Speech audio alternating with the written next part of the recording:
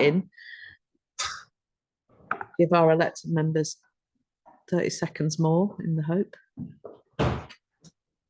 Okay, good morning. Here's our weekly slot for the LTP. We've got two fundamental elements that we're concentrating on today. The first is the feedback on our pre-engagement work. And I have to say, I think members are going to thoroughly enjoy what they're hearing this morning in terms of the breadth and depth of information we've got from our public. So I think we're going to be quite excited by it because I know ELT were. And then the second part of our session is going to be an update at a point in time in the development of the capital programme. Remembering we've already run you first session in terms of the unconstrained position. We've now been working through in light of the infrastructure strategy, which you are in agreement with the principles, and redefining the capital programme in light of those challenges. And it's not the end of the journey. I'd say we're about halfway through, and Andrew's very kindly smiling and nodding at me, so I must be about right there. And it's important that we're engaging with our members to actually see how that pans out, understanding the sense of direction, and then carrying on the work as we move through to what effectively will be important discussions in October. So I'll hand over to our engagement team to tell us about our what matters most feedback. Thank you.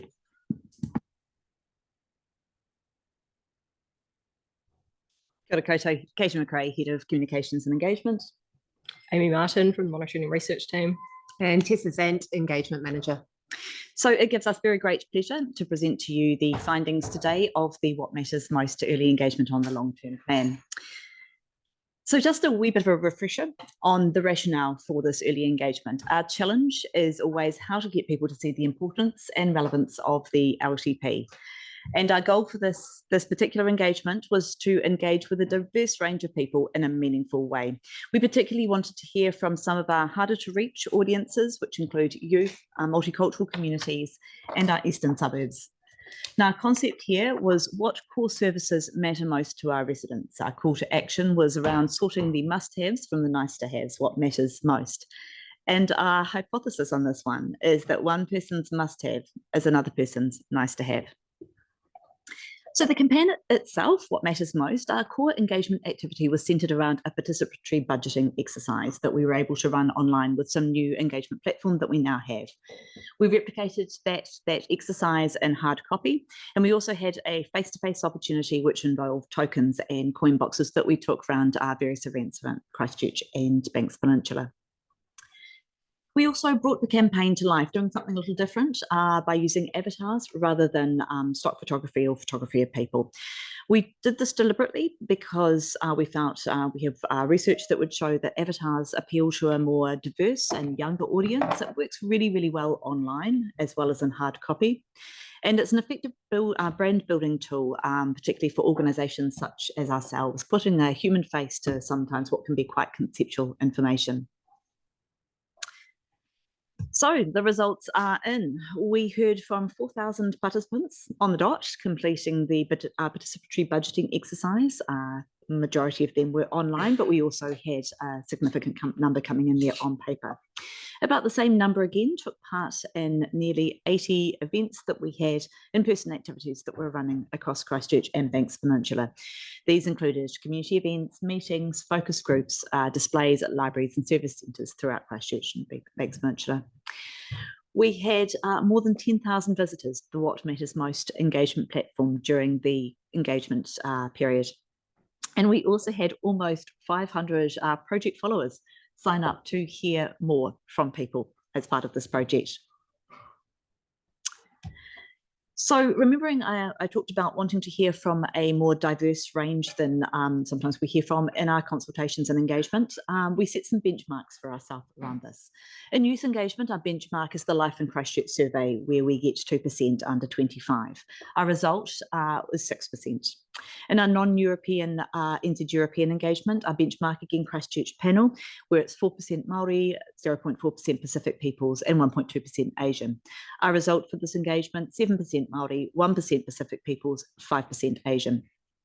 We also set our benchmark for eastern suburbs with our Life in Christchurch survey at 15%. Our result is 18%.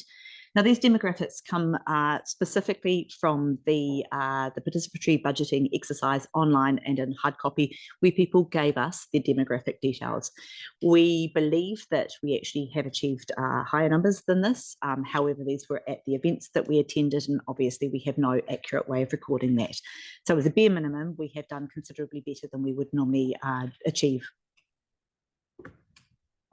So Amy, I'm going to hand over to you at this point. All right, what did we hear? So I'll just preface this is just your online and paper results. So the results from that What Matters Most budgeting exercise. So number one, the one that came out on top was climate change.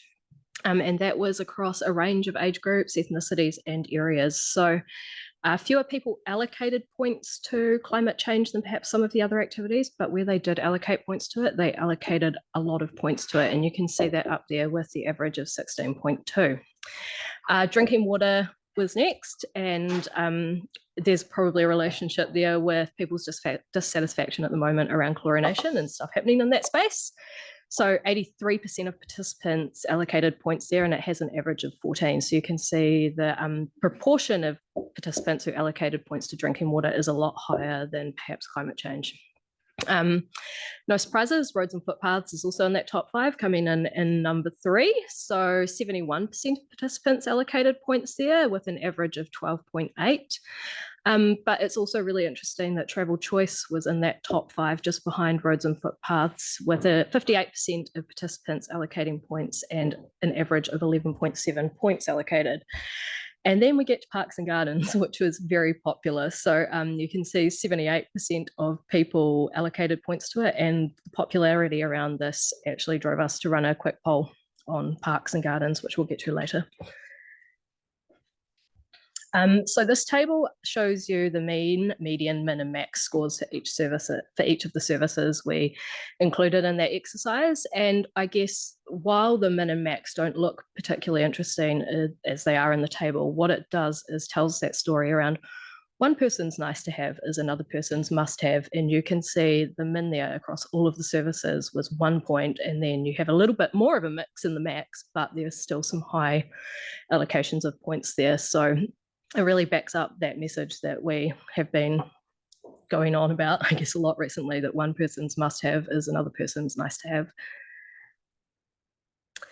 And this just shows you the number of participants who allocated points to a service with the average scores. So your number of participants are in the grey bars and your average scores are the pink dots. And you can see there that where there's a large bar, but the dot is further down the bar, it means that a lot of people have allocated points to that particular service, but they've allocated less points to it on average. There are some that you can see there where less people have allocated points to it, but the dots are a lot further up the bars, or in the case of climate change, right off the bar, where so the people who have allocated points to that service have allocated a lot more points. Does that make sense? Mm.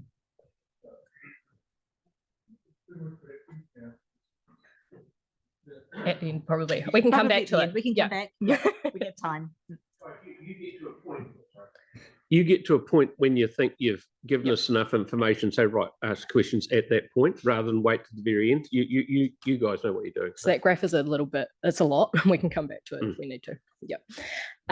Local variations. So it was actually pretty consistent across the city in terms of the breakdowns by ward and community board, but there were a few anomalies in there.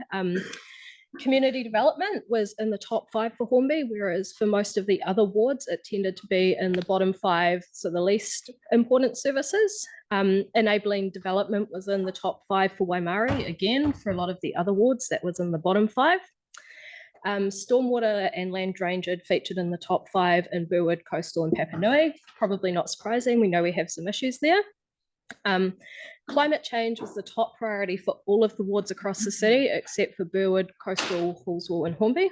And then Waitai, Coastal, Burwood, Linwood, the community board was the only board where stormwater and land drainage appeared in the top 5 priorities for the board area. So now we're going to go into a little bit more detail about some of the demographics that we heard from, starting off with youth. We had some in-person events at UC, we had a youth council meeting, we had a youth hui, and we also received 229 responses to the participatory budgeting exercise. So in terms of findings from young people, Across all forms of engagement with young people, climate change and drinking water were their highest priorities. From the online and hard copy version of the exercise, climate change came out on top with an average of 24 points. Rec and sport was next with an average of 14, travel choice, drinking water, and then parks and gardens. So reasonably similar to those main top 5 with a few differences in there. So engagement with Mapitipu Runanga is a separate work stream within the LTP program, and it's got its own timeline and processes attached to that. However, we also did receive 264 responses to the participatory budgeting exercise where people identified as Māori. And again, with the findings, the top 5 services there are exactly the same as the main 5 for the core group of participants, but they're in a slightly different order. So drinking water came out on top. Next was climate change. Then you've got your roads and footpaths, parks and gardens, and travel choice. A little bit of an anomaly was events were a higher priority for Māori participants, and generally our Māori participants tended to be a bit younger, so there could be a relationship there. For our Pacific Peoples, we had a talanoa with the Ministry for Pacific Peoples, and online and hard copy, we had 51 responses.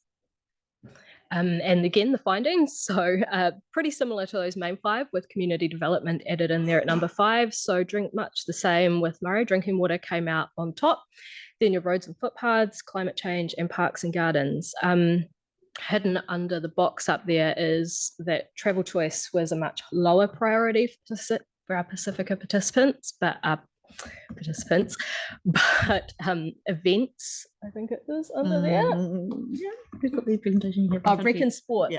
Yeah, sorry, rec and sport was relatively much higher. And again, we looked at the community development because there was that relationship there with Hornby and whether that was a thing, and there was no relationship between those two. So Hornby and Pacifica people rated community development much higher.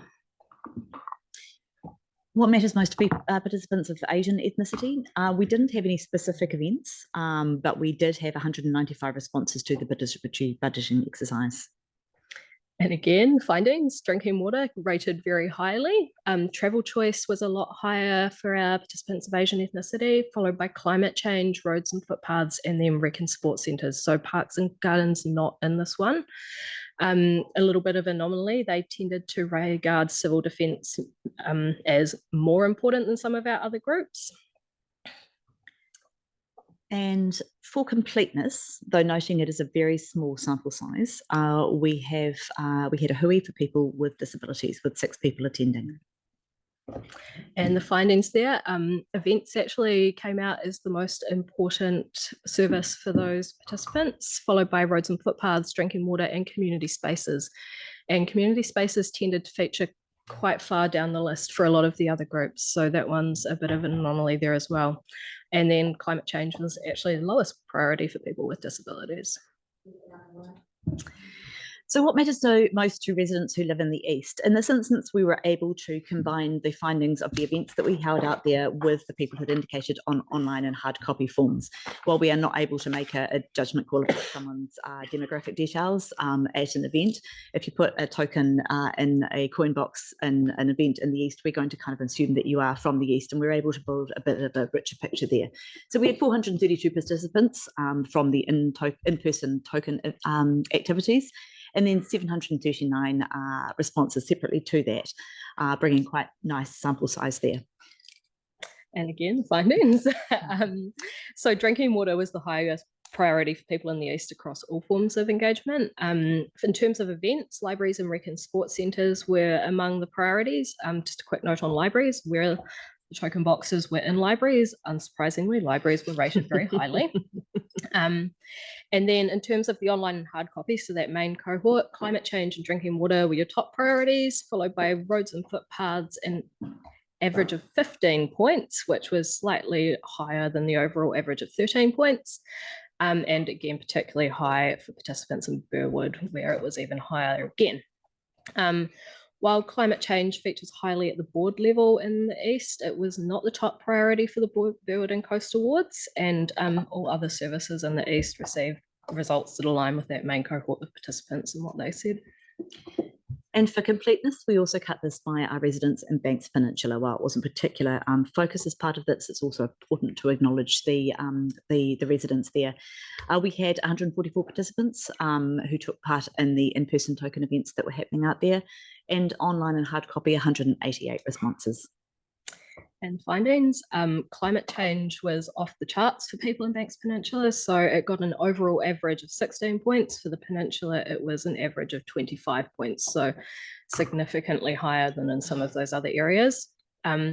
Drinking water, roads and footpaths, and parks and gardens, also important. So you've heard that throughout. Those are coming up regularly. Recreation and sports centres are much lower priority.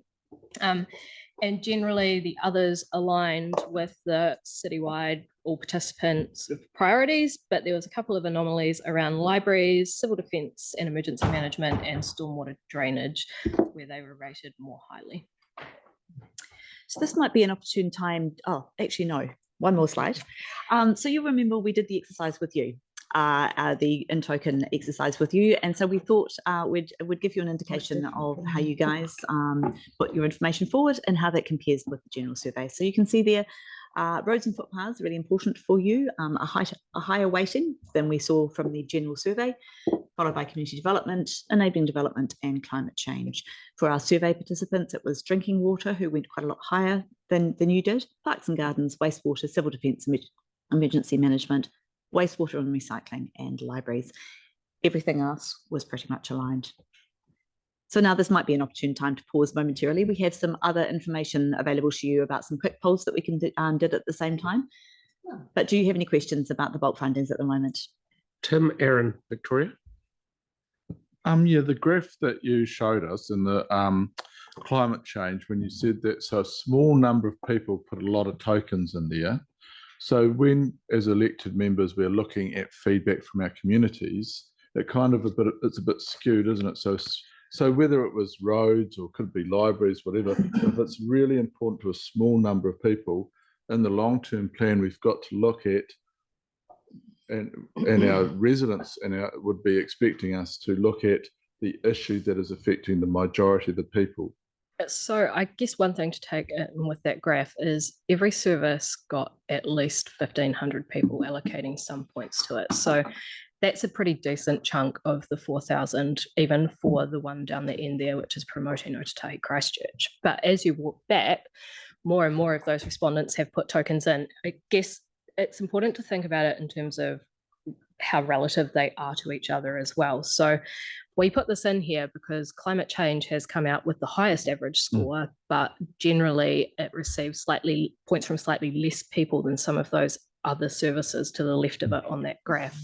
But it has a very high average score because they allocated so many points to it where they did allocate points. So what it's showing you is that even though not as many people have allocated points to it, those who have see it as a significant priority. Whereas let's pick on waste and recycling there, you can see that a lot of people have allocated it points, but generally they've allocated it less points than some of those other services because that dot is further down the graph.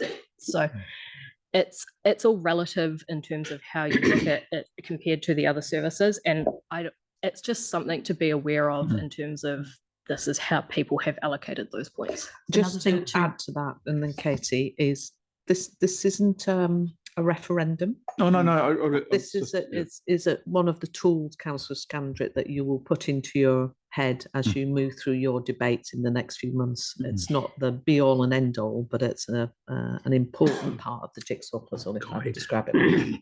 Yeah. Okay. The one other thing I'd like to mention on that one is that we took these core services from activity management plans. We based them on ones that were the most resident facing, with the exception of climate change, because there isn't a specific activity management plan for that. However, it is woven through every one of our activity management plans. It was very difficult to indicate that within the short amount of characters that we had as part of this one to sort of like signal that, which is why we had to pull it out and itemise it separately. But to Dawn's point, this is just one input into your decision making. You also have resident surveys. There's a lot of other information available to you. Because it's an interesting to look at, because say for instance Cashmere, and I'll assume Heathcote as well, where we've had so many issues with flooding, And you would think, I would have thought that climate change with the hills and the fire, etc., it would have been higher, but it's obviously not. It was the number one that came out for Kashmir. So in the report is a breakdown by ward, which has your top 5 and your bottom 5 for each ward. Yep. Okay. The report has an awful lot more substantial information. If you have a spare sort of like, half lifetime, you'd like to read 70 something pages. Yeah. Valuable. Thank you very Aaron, much. please. Yeah, two questions. I'm just trying to work out mathematically how the participants goes against the average, because you've got an anomaly there, obviously, that climate change is off the charts, but it had the lowest number of participants but gets the highest average. How does that mathematically work? It didn't have, because isn't it just all tokens and then you count up the tokens? No, this was the online and hard copy rather than the tokens themselves, for clarity, but it's also not the lowest on participants either. not by a long way. So then that leads me to the other, then and this was self-selecting, isn't it? So if someone was particularly interested in a item like roads and footpaths or climate change, you could email a whole lot of people that might be very interested, and then they would all go, oh yeah, I'll do that, and forget drinking water, don't need any of that, climate change, and just hit. So it could be skewed. Because this is not a survey. This could be, and I mean, even a survey can be skewed, but it's a skew survey.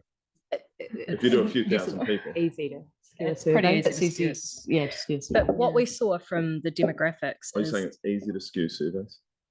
Anything other than a focus group of with a representative sample, that's where and that's sort of like the benchmark, and that's market research, which this is not.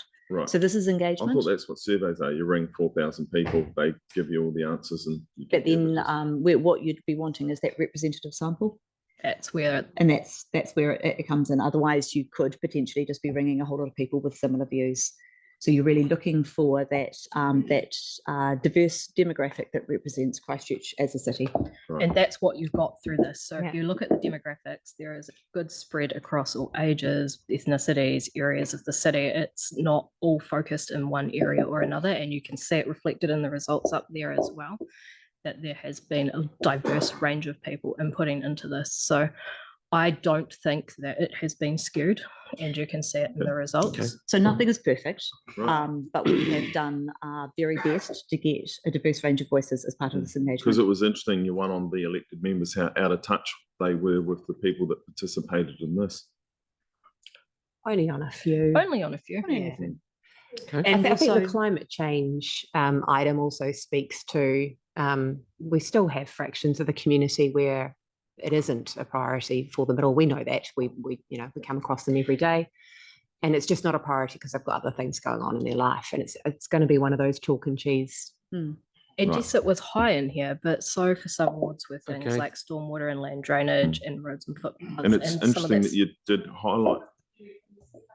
So climate change was a priority, but if you look at some of the other things around it that were also a priority, it speaks to why that may have come out as high as it did, particularly the stormwater and land drainage side, and the fact that it was such a priority for Banks Peninsula and some of the stuff that they've been through in the last few years. So you have to take it and look at everything around it as well to get that full picture. It's not just climate change came out with an average, it's here's climate change and here's what happened around it in terms of those other core services and the Yeah. story that it's telling you. Thank you. Victoria, please. Oh, thank you. Just carrying on with some of that climate change results, help me understand that insofar as it relates to Burwood and coastal wards where it wasn't a high priority, that sort of jumps out at me. And what was our sample size for those particular areas? Because I'm really struggling to reconcile that. We were a little surprised. Yeah, we were a little surprised. So it is a high priority. It's just not the highest priority. So it came in at number 2, I think, for both of those wards, but it was roads and footpaths came in above it. So essentially, and if you think about what we've heard through the annual plans recently around, we feel like we're missing out in terms of our basic infrastructure. That sits alongside that, and it's that consistent message that we're hearing from them. So it was a priority, it just wasn't the highest priority where it was for the other wards across the city. And what were the numbers for those wards respectively? Stormwater and Teresa? drainage also came up very highly for that board, again reflecting their needs. We've got it on the, when we talk about eastern suburbs. But also I have a breakdown. I'm gonna look at that. I think it speaks a little bit as well to the exercise itself, remembering people had 100 points. So within that, they might have allocated it a little bit to all 17 or just to their top 5. So it was a prioritization exercise. So something could still be very important, but they just gave it less points than something else, which was more important. So for the board in total, there was 739 participants. For Burwood, there was 223. For coastal, there was 311, and for Linwood, there was 205. Those are quite good numbers They are quite good numbers. for us. In any one engagement, we might struggle to reach those numbers. If you compare them to the last annual plan, they are a lot higher. Okay, thank you. James, please. No. Yeah, Tyler from TV Land. Cool. Anything, bud? Sorry, I'm trying to unmute. I've just got a quick question around the report. And where is the report that was talked about? Has it been uploaded yet? I think it's been uploaded to the Big Tin Can, hasn't it? It may not have been yet. I was under the impression it hasn't. If it isn't, it's definitely on its way to you. Okay, thanks so much. I'm excited to see what you got. Okay, carry on, please. Rightio. So as part of the engagement, we also had the opportunity to do some quick polls, which we tested with the community throughout the engagement period. So the first poll that we went with is what should be our main focus for the LTP. And people had, it was really quick. People didn't have to provide demographic information for this. So it does make it a little less robust. But it does give a kind of like a flavour of where people were sitting. Now, as you can see there, the winners on the day focusing on the long-term progress and future of our city, and followed by focus on maintaining what we already have. Focus on reducing our spending and rates, obviously a lesser priority there. The sample size is, it's good. It's blocked, unfortunately, for you there, but it is 963. I guess what it does show, though, is people aren't quite aware of the quantum of the rates increase at the moment, and that might have changed people's views. But it does work in with a future focus for our city. It does also speak to the 3 key themes that you heard in the annual plan this year in terms of what people were saying and their feedback they provided on that. So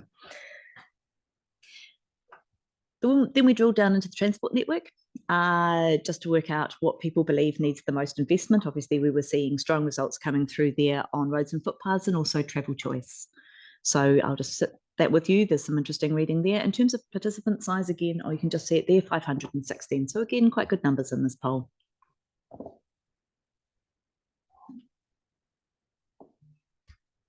We had one around Central City. Are we doing enough to make it a great place to live and do business? You can see there's a significant proportion that think we should be doing more in that space. Some that think we should stop focusing, and others thinking there that we got the balance right. We had fewer numbers for this one, but it was still 291 participating in that poll. And then finally, as mentioned earlier, with parks and gardens being so very popular, we decided to do just a little bit more digging into what exactly people mean when they say parks and gardens. So you can see up the top there, you've got the Port Hills and Banks Peninsula Reserves and Recreation Areas was the most popular one. And that is consistent with what we hear through other channels like Life in Christchurch as well, where people often highlight the recreation value that comes from having the Port Hills in the city and the quality of life aspect of that as well. Next was Hagley Park and the Botanic Gardens, probably not a surprise, central to a lot of people at 48%. And then followed by neighbourhood parks and playgrounds, and at number 3 with 47%. At the other end, the garden parks and the coastal parks, including our wharves and jetties and dog parks, tended to be less important. Again, a reasonable sample size on that one, just going for the glasses, 516 completed that for us. Now, also attached with these polls were our forum questions, and we had quite robust backwards and forwards with our residents as they completed these forums. There is full analysis of what was said on those forums as part of your report. So just a reminder of what comes next. So we've done our early engagement phase, now complete. We're now moving into phase 2 engagement, which is around informing our residents about what we've heard. So we have a plan for releasing this information publicly in the coming days. We'll also be closing the loop with our participants. We'll be obviously very grateful if you'll be able to keep this information to yourselves until such a time. We're going to be talking about the tensions and the trade-offs that we're starting to see here. What is it going to take to do it all? And we also, because of the nature of the platform that we have a wonderful opportunity to test things again with our residents. So as part of this LTP development process, if there's anything that you would like to go out and test again with our residents, we absolutely can do that. And then obviously we have consultation happening there in Q1 of 2024. So before we go back to questions, I would just like to take a very, very quick minute, please, to acknowledge the people who sit behind this campaign. I'm going to rattle through this very quickly, but I would like you to know their names.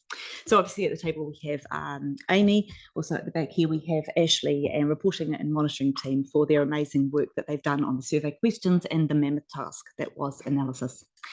We have Dean Kilbride, Emma Hyde and Julia Evans from News and Media Communications for communications support.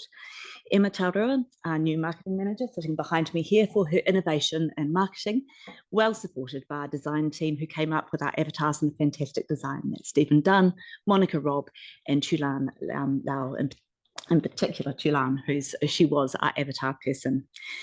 We had support from Elizabeth Wilson and Jessica Ellison-Batt from Strategic Policy, Josh Wharton from Community Partnerships. I'd like to thank the heads of service also who took part in this process and for their support in this. And of course, Tessa, Zant, Slancha, Brabitsky, thank you, and the entire engagement team. And that's Hannah, Crystal, Irene, Sam, Danielle, Karen, and Aviva for their tireless efforts during this engagement period. So thank you. And Katie. And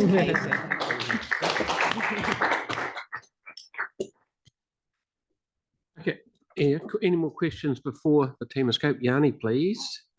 Thank you, and thank you for the work that you've done. It's really great to get the feedback around the different groups and how they've participated. So I really appreciate the effort that you've put in to try and understand that. I just had 2 questions. One was specific in regards to who we've heard from. Did we have any ability to look at people at the older age groups? Yep. So when you get that report, in the front few pages, a heap of demographic tables which tell you that. But in terms of older ages, over 65 to 79, so we're 11% of that sample, and our 80 years and over were 1%. And just any kind of interested if there was any trends that came from that group that was noticeable?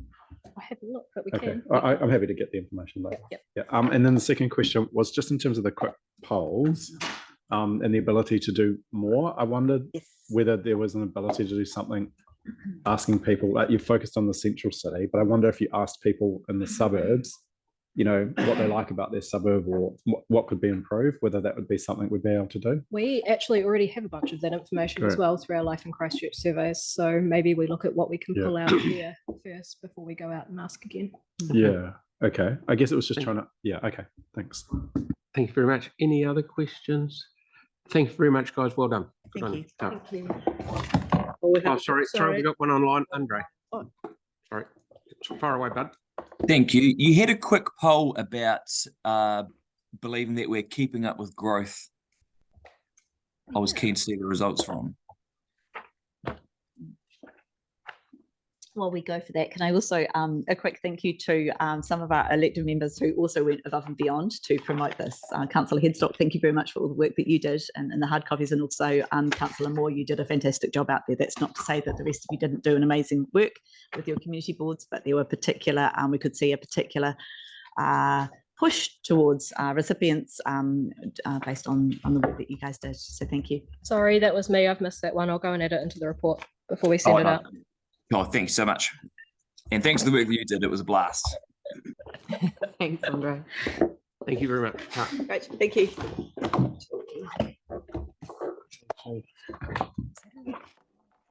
Or was it a discussion forum?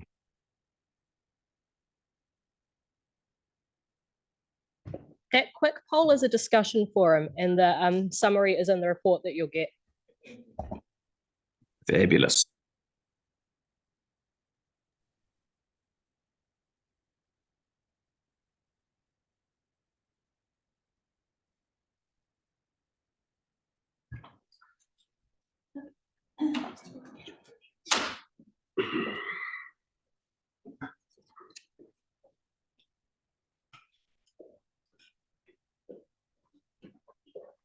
So we've got a wee report on the capital program, Andrew. Thank you very much.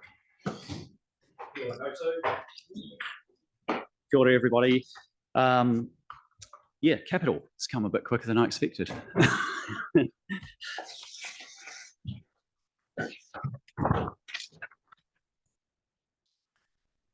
So, as was said earlier, today's focus is on capital. It is a work in progress. The numbers that you see are not proposed and they're not recommended. They're a work in progress draft. The work that you'll see today is responding to the letter of expectation, the whole strategic framework, the key documents such as the strategy, the infrastructure strategy, the FS, financial strategy, and the activity and asset management plan. So there's a lot of moving parts and there's a lot of pieces informing the work that you'll see today. As we progress it through the remaining timeframe of developing the LTP, we'll continue to see a convergence towards all these things coming together and aligning in a better way than you'll see today. So the last one that you saw was on the 25th of July. It's what we call the unconstrained view, and I've called that draft 1. I'll go into some definitions shortly so you can be really clear about the terminology that we use. You have seen these principles before, but I think it's worth just reminding ourselves of what they're all about. Deliverability is a bit, we're working towards that, and we'll comment more on that specifically through each of the activity areas that we go through. We're looking to achieve a year-on-year sustainable level of deliverability, both in terms of what we achieve and how we fund it. And that sort of informs the affordability piece as well. Again, there's more work to do there around the work that we have today and the consequence of that on the financial strategy, the rates and the borrowing and the funding, and there's more analysis that will follow around that as well. When we talk about productivity, the thing that I think of here is sort of best value, the money spent in the most appropriate way. Value is an interesting concept depending on sort of who you talk to and how people regard it. I think in our context, it can be thought about as the outcomes achieved, the levels of service reached, the resident satisfaction. In the private sector, you might have more emphasis on a return on investment, a level of profit. Certainly in the transport space, we talk about benefit cost, lives saved and those sorts of things. So productivity is a measure that can have a wide range of definitions. And we look to try and meet the productivity principle in that sort of broader sense. When I talk about predictability, again, it's back to that sort of consistent and reliable year-on-year achievement. It's about good forecasting. It's about a consistent signal to the market, because if we're going to ramp up, we want the market to respond in a sustainable way. We don't want to have a high year one year and then drop the next year. We need to just be nice and consistent and predictable, not only to our community, but to our market that helps us deliver the capital program as well. So I'm going to put this one up briefly because this was the position on the 25th of July. This was draft 1. It included Te Kaha. The line that I show there is an average line. It's just giving you a line of sight to help you read the scale on the left. I've struck it at about 750 million. As you can see in year 1 and 2, year 1 and 2 being 2025 and 2026, it's up around the 900 million mark. And that's the orange bit at the top is Te Kaha, so that's obviously influencing that. And in years 3 to 5, it gets down towards that 750 average. But as you go out beyond that 6 to 10, you're coming in below that line. So we've done a lot of work since draft 1, and the line here has now shifted to 600 million as a average line or line of best fit. So that's that line that I've drawn on this graph. Still got Te Kaha in it. You can start to see, perhaps in a sense, we're starting to get on top of the bow wave rather than behind it. We're flattening some things out a little bit more. The year 1 and 2 is still up at around 700, compare 900 in the previous graph. And the years 3 to 5 are coming in around about 600 at this point in time, compare 750 in the previous graph. So there's been some great work, some tough decisions, some hard decisions, and there is definitely more work to be done beyond today, but we're presenting a position today as we've arrived at with more to follow and any feedback that comes from here. So as I said, yeah, a lot of detail, some hard decisions, and there'll be hard decisions ahead of us, even sort of conflicts with some of the strategic aspirations that we have, some compromises, some trade-offs. Ultimately, we're trying to get a balance between all these moving parts and aspirations that we have in the strategic setting. So you will hear from each of the major, the heads of service of each of the major activity areas as to how this picture, draft 2, has been influenced and how it's constructed. I've used a few terms already, and I think it's just important for me to be really clear about the terms that we use today. So I've put in some definitions which will hopefully help sort of anchor the discussion and avoid any confusion or ambiguity. So when we talk about current, that is the current LTP that we're in now. We're in year 3 of this LTP. It's been amended by 2 annual plan cycles. So we're in the last year of the current LTP, but it has been amended through 2 annual plans. So when I talk about current versus something else, that's the current position. The word proposed is the draft that we're working on. I have to use the word proposed because of the tools and systems and spreadsheets and things that we use and construct it with. But it is a work in progress proposed. So it's I've put a label on those things. So you might see the word proposed in some of the graphs that I show. It is the current draft. So draft 1 was 25 July unconstrained. Draft 2 is the one we're looking at today. And I've called that the moderated version. It's being moderated, it's being balanced, but there will be more. There'll be a draft 3 and maybe 4 and 5 and possibly 6 as we go through the LTP program. Important to note that the dollar figures presented today are in today's dollars. They're uninflated, and we know that we'll do some work on that with finance and apply a inflation model to get it into the LTP 25 dollar terms. Finance will provide further advice on that alongside the development of the financial strategy. We have received, you've heard Russell Holden talk of the Burl report, and that has been received. It's currently under review just to see the impact of that and how we might apply that through the building of the plan.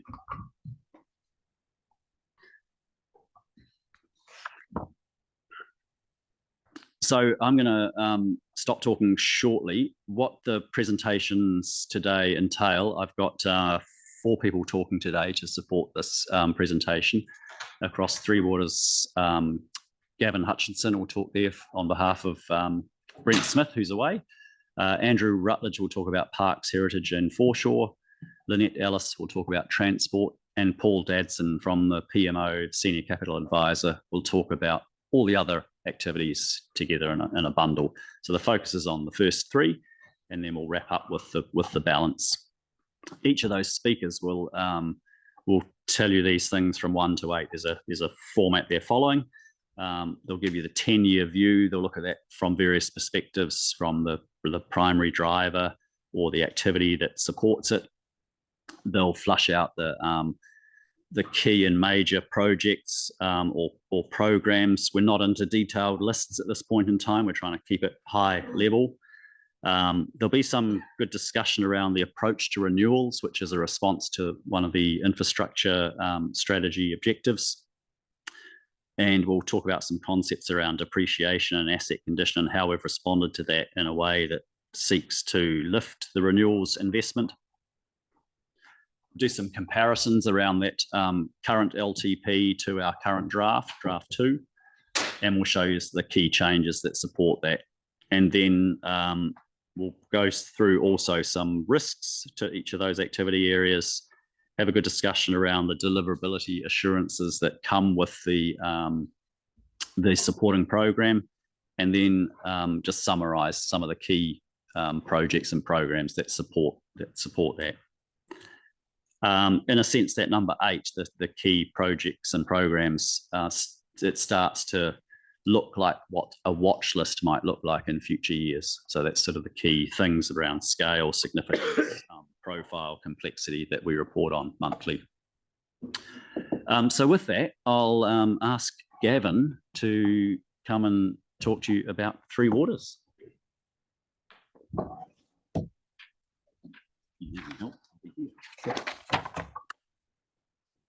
Morning, everyone.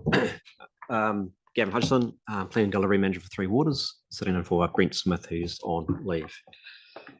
So I'll get straight into it. Three Waters breakdown by activity. You can see there that we're aiming for a cap of 200 million, but in the first 3 years we have quite a peak occurring. That's due to we've got funding in there to allow for the wastewater treatment plant fire reinstatement for the damaged trickling filters. Also funding for grassmere wet weather storage, which is externally funded, or 60% is externally funded for infrastructure acceleration fund, and also the Akara wastewater treatment plant upgrade, which has to occur prior to 2030, and there's $86 million to complete that project required. Hence the reason we have quite a high spike there. We chose to have the peak as opposed to keeping below the cap of 200. To get everything below 200, we'd have to cut back or renew significantly. Breaking the proposed budget down to primary drivers, you can see here that the peaks are per the previous slide. We've got increasing investment in renewals, which needs a bit more balancing. We've got a high backlog to meet requirements that have been imposed on us for drinking water, but also a number of projects to meet consent conditions in wastewater and stormwater, and also allowing for infrastructure to support growth. Just looking at the peak, you can see there that the breaking that down, that there's at 289 million in year 2027 due to those 3 large projects. There might be concerns about delivering those large projects within that time frame. There's been a lot of work being done on a number of areas to ensure that we can get these projects underway. Once a project like these are in construction, they are pretty well set to be delivered. The key risk is getting into construction, and we're doing a lot of work in that area to make sure that we can not have any delays in those areas. There's also a number of larger projects that don't feature up there that are occurring before 2030 due to consent conditions. Devotional's wastewater treatment plant, Sunfield pump station and pressure main, and there's a number of trunk sewer upgrades and also pump station renewals that will need to be done prior to 2030. This graph here, or next 3 slides, is breaking down our renewals to show you the planned investment renewals versus what we're depreciation. So we have the annual depreciation of assets, the actual funding that's planned for depreciation, and what we're intending to invest. This is a good metric that we use to understand where we're sitting in terms of level of investment or reinvesting into what we have. However, it's not the only metric. We always got to consider the asset conditions, risks, and also past investment. The ideal is to keep this reasonably flat-lined to avoid peaks and troughs, so we're continuing investment at a consistent rate. So the water supply appears to be well funded.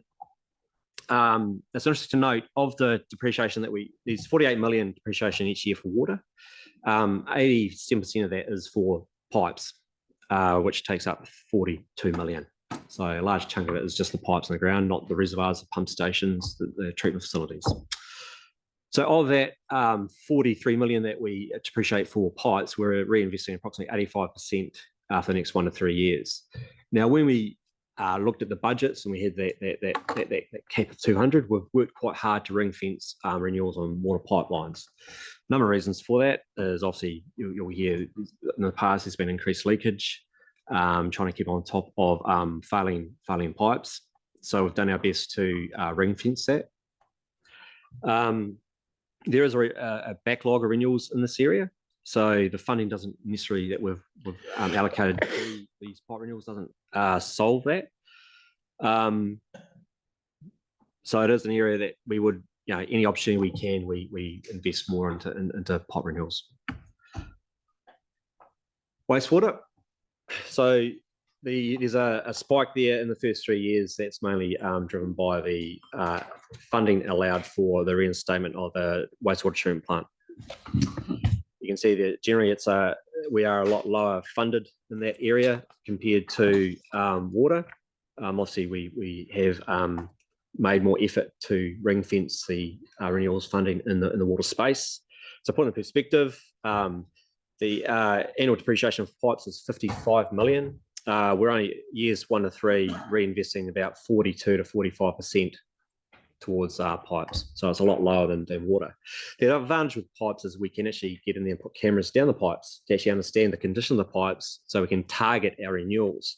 So we have included additional OPEX funding to increase our CCTV inspections so we can make better informed decisions. So if it's balancing risk, that the funding for that we reinvest may not have to be up at 100% depreciation. It can be a lot lower based on good information, good data. It's also important to know that I mentioned that the pipe as annual depreciation is 55 million, which is a lot higher than water. Renewal pipelines and wastewater and stormwater is quite expensive. We've got one project on Fitzgerald Ave, which is only 900 metres of a brick barrel renewal that's funded at estimate of 21 million. So that's very expensive to some of these projects. Stormwater, similar to wastewater, you'll see there's we have a peak in year 1 dropping off to year 3. That's largely driven around waterway relining projects. Those projects have long lead times because there's significant stakeholder engagement, but the funding has been cut back in later years significantly to fit the envelope. This graph here takes us through the comparison of the current LTP and the proposed. So you can see there that there's, as I mentioned before, there's spikes in year 1 or 3 driven by the wastewater treatment plant recovery, grassmere storage, and Akara. It's important to note that the current LTP does not currently have funding for grassmere, and also there's been 100 million added into the proposed for the trickling filter reinstatement or replacement. That's important to note. So for us to fit that within the these graphs, we've had to take out a lot of projects that were in the current LTP. Also, as I mentioned, a number of other projects that that have to be done prior to 2030. Now, this is a snapshot of the key changes, and as highlighted for, this is a working draft. So I won't go through detail on these, but yeah, they give you a flavour of some of the decisions we've made. I know this will change as we go forward, and this is going to be a work in progress over the next few months. So obviously they are not decisions. This is the work in progress. No Correct. decisions are made until we get to June next year. Correct. Just to be clear. I'll just point out the permanent chlorination equipment.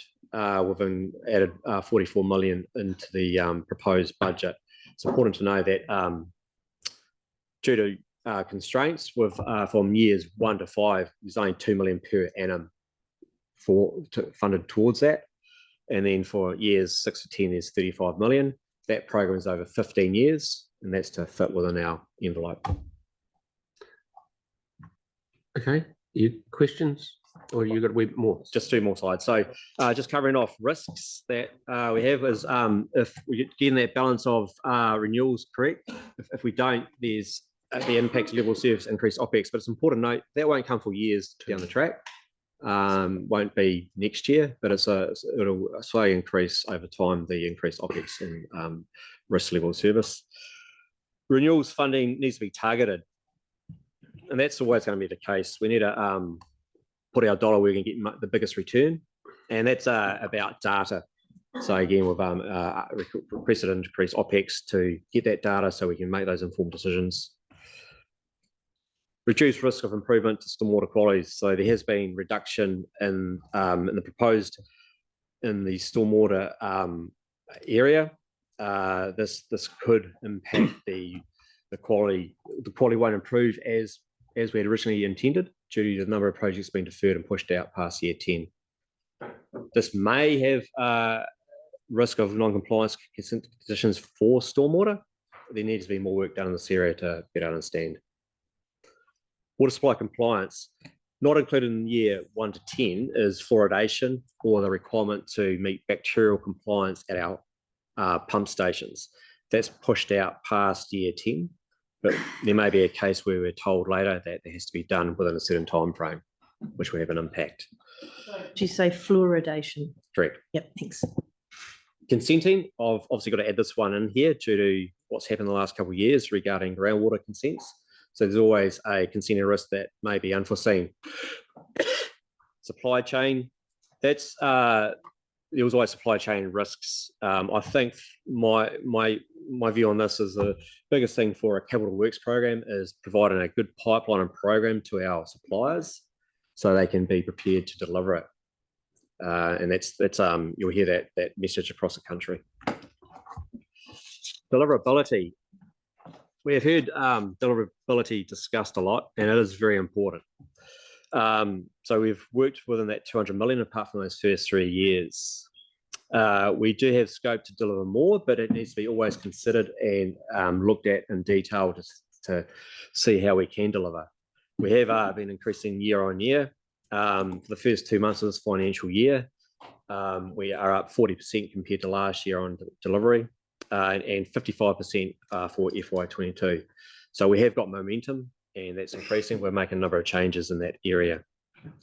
So how would we deliver, and particularly if we were to get more funding? Key one is improve planning and scheduling. That's allowing us to better understand our needs for internal and external resourcing.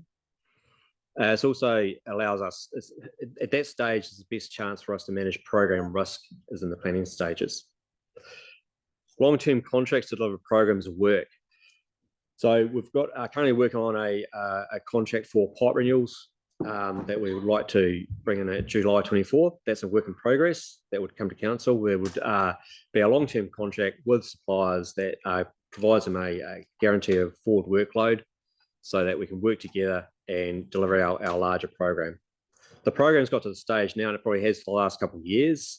We currently have HDM panels. They are very good. We'll always will have panels, but it's now time to look at some different delivery models to deliver that program works. More early contract involvement and design and build where appropriate.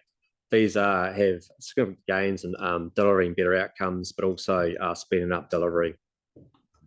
Large capital projects, method of procurement and resourcing. So that 3-year spike, we need to deliver those projects not traditionally how we normally deliver, but deliver them in ways that brings in the contractors early, but also how we engage them and how we engage stakeholders. We need to do it differently how we normally have. Working with our existing delivery panel members, we have new panels in place. They've been in place for the last 4 months for our consultants and for our contractors.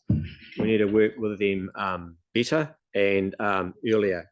Basically have them in the tent with us as we're trying to deliver our program. There's significant gains to be done there. Across country, we talk about deliverability. I see the risks in areas like electrical instrumentation, very limited contractors in the country. We need to work with those contractors and consultants better to deliver our program. Remember that we compete against everyone else in the country for resources. So we got to be sharper and get those resources sooner and lock them in. Develop an agile program that can respond to change. This is a key for me. There's no capital program that doesn't have problems. We all have projects fall over for various reasons. We've got to be agile enough that we can plug that gap quite quickly and keep momentum. There's no capital program that will look after itself. So we've got to be quite agile how we do it. So we meet our KPIs that are set for us. So all those items there to me is actually working smarter, not harder. And that's the only way we will continue to deliver the program and increase output. I'll leave you this slide here. This is the strategic program project summary. Again, it's a work in progress. It's me. Right, we'll do questions and then we'll have our break for morning tea after you finish. So I've got Sam and then Aaron, then Kelly. Yeah, hey, thanks, Gavin, for that. It's really, really good. Two things. The first one is, are we going to treat the wastewater treatment plant, regardless of what happens sort of as it's worked through, as a separate capital item, like sort of like Takaha and the like? I thought for some reason that's what we'd agreed. That's the plan, yeah. Because, cool. yeah, it'll be, yeah. Okay. Correct. And the other one, and I don't know, maybe a question for you, maybe for finance. I'm just trying to understand holistically, like the depreciation slides you talked about. I don't know if we could go back potentially to one. Yeah, so if you take, no, it might be the next one. That one there. So is the plan, I'm probably answering as I look at it now, is the planned depreciation higher because of the treatment plant? Or I guess what I was trying to work out is, correct. In my mind, our capital program at the very minimum in each department would line up with the depreciation charge annually, if that makes sense. It does, yeah. So the spike there is the treatment plant. We've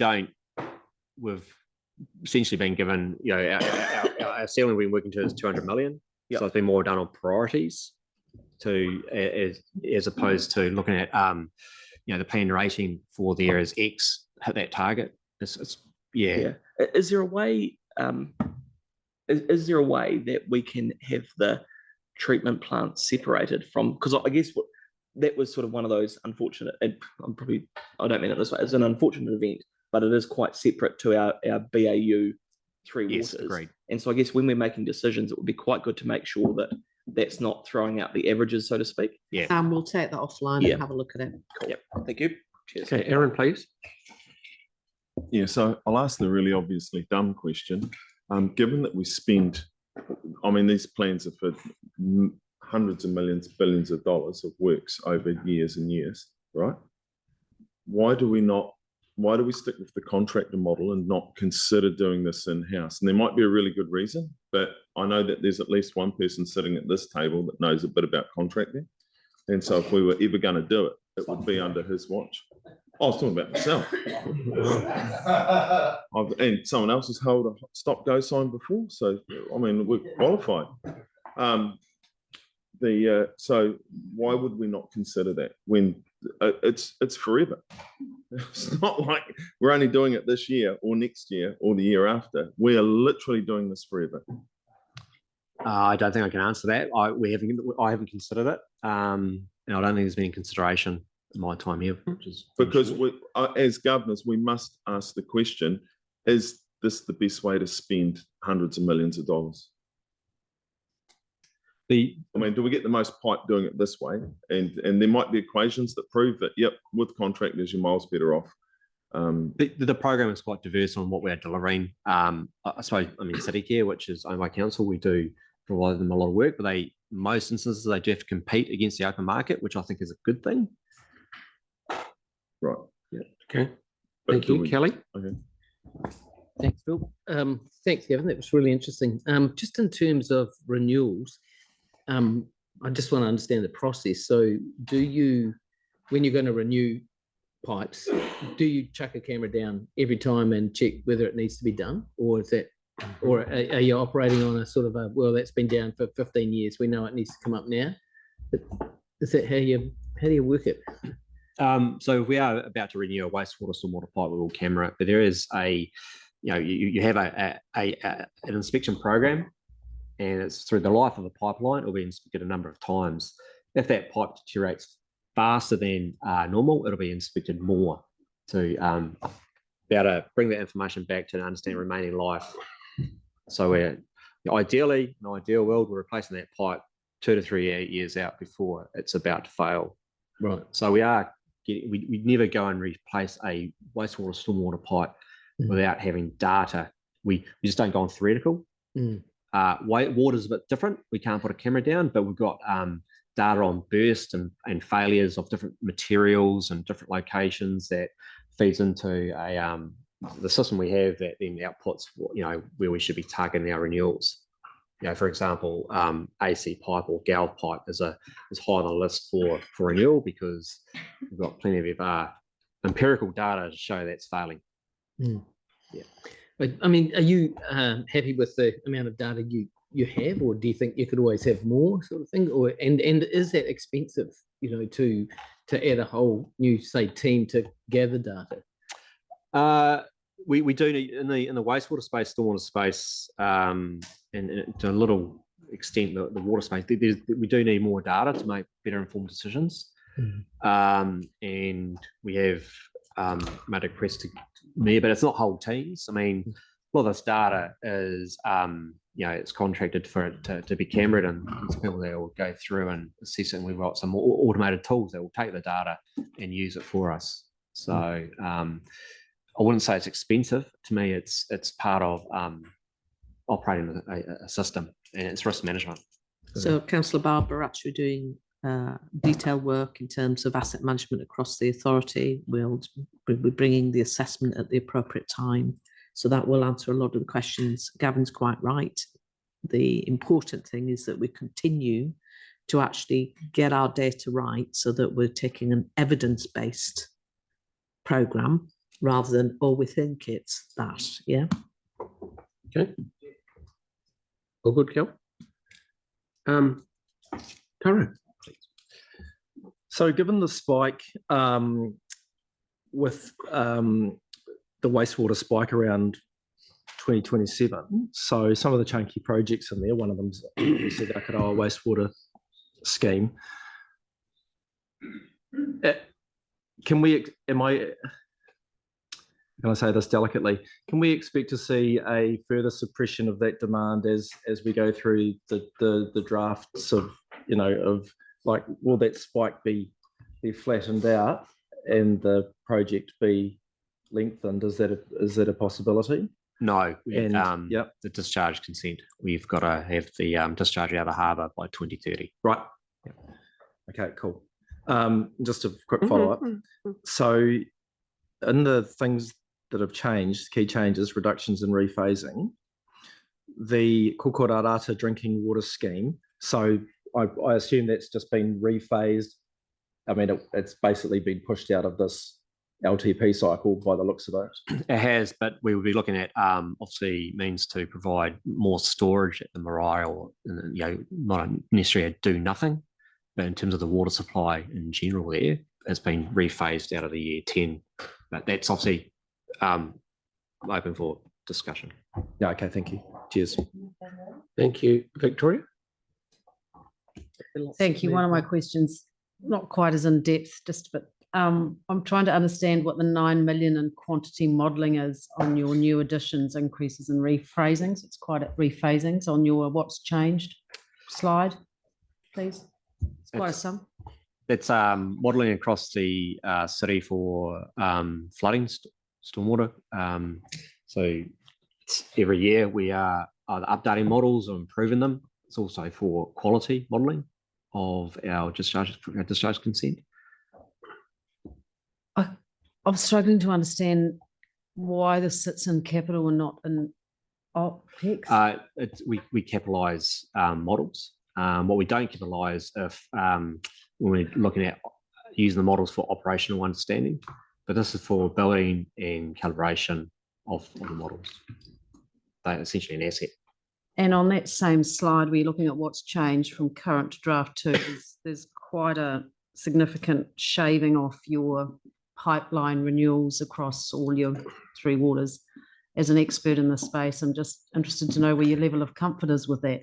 I'm trying to understand how much of this is budgetary pressure and how much of it goes against the grain in terms of your own professional opinion on where we should be with this. Yeah, I'd prefer more budget in that area. So we have, the driver has been to get within 200 million, and there might be concerns sometimes around deliverability, but pipelines are the easiest thing for us to deliver. We certainly have in Canterbury, we are very fortunate to have a large pool of good contractors. When you compare us to the likes of Wellington and places like that, we are very lucky. So we can deliver. So no officer would sit at that table and not say they wouldn't prefer more. That context has to be set in the overall capital programme when we eventually get there. So in terms of productivity and predictability, when we're looking at, the key focuses we had, deliverability, affordability, productivity, and predictability, pipeline renewals ticks all those boxes. Yeah, thank you. Just a question from me.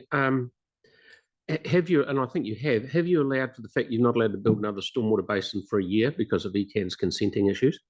Have you allowed the not savings? I know you're going to have to build it, but there's a gap in the middle of there that we can't actually spend the money because we can't get consent. We're also looking at alternative options to get around that. Alternative treatment options. Yeah. Fitzgerald Ave, that brick barrel there, that's it. Is that very deep? Why is it costing 23 grand a metre to do it? It's a number of services will need to be moved to accommodate it. I had that estimate checked twice.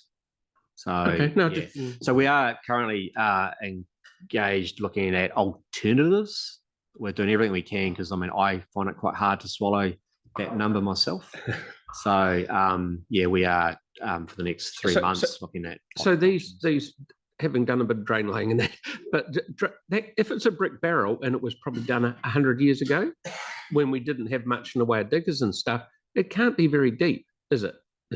I don't know. I can't. I can't tell. But I'm just looking at how they physically be able to do it. Yes, no, that's right. I'm getting into the weeds. Stop doing that. Yeah. And the last thing is on that page up above me, Avon River, the floodplain management.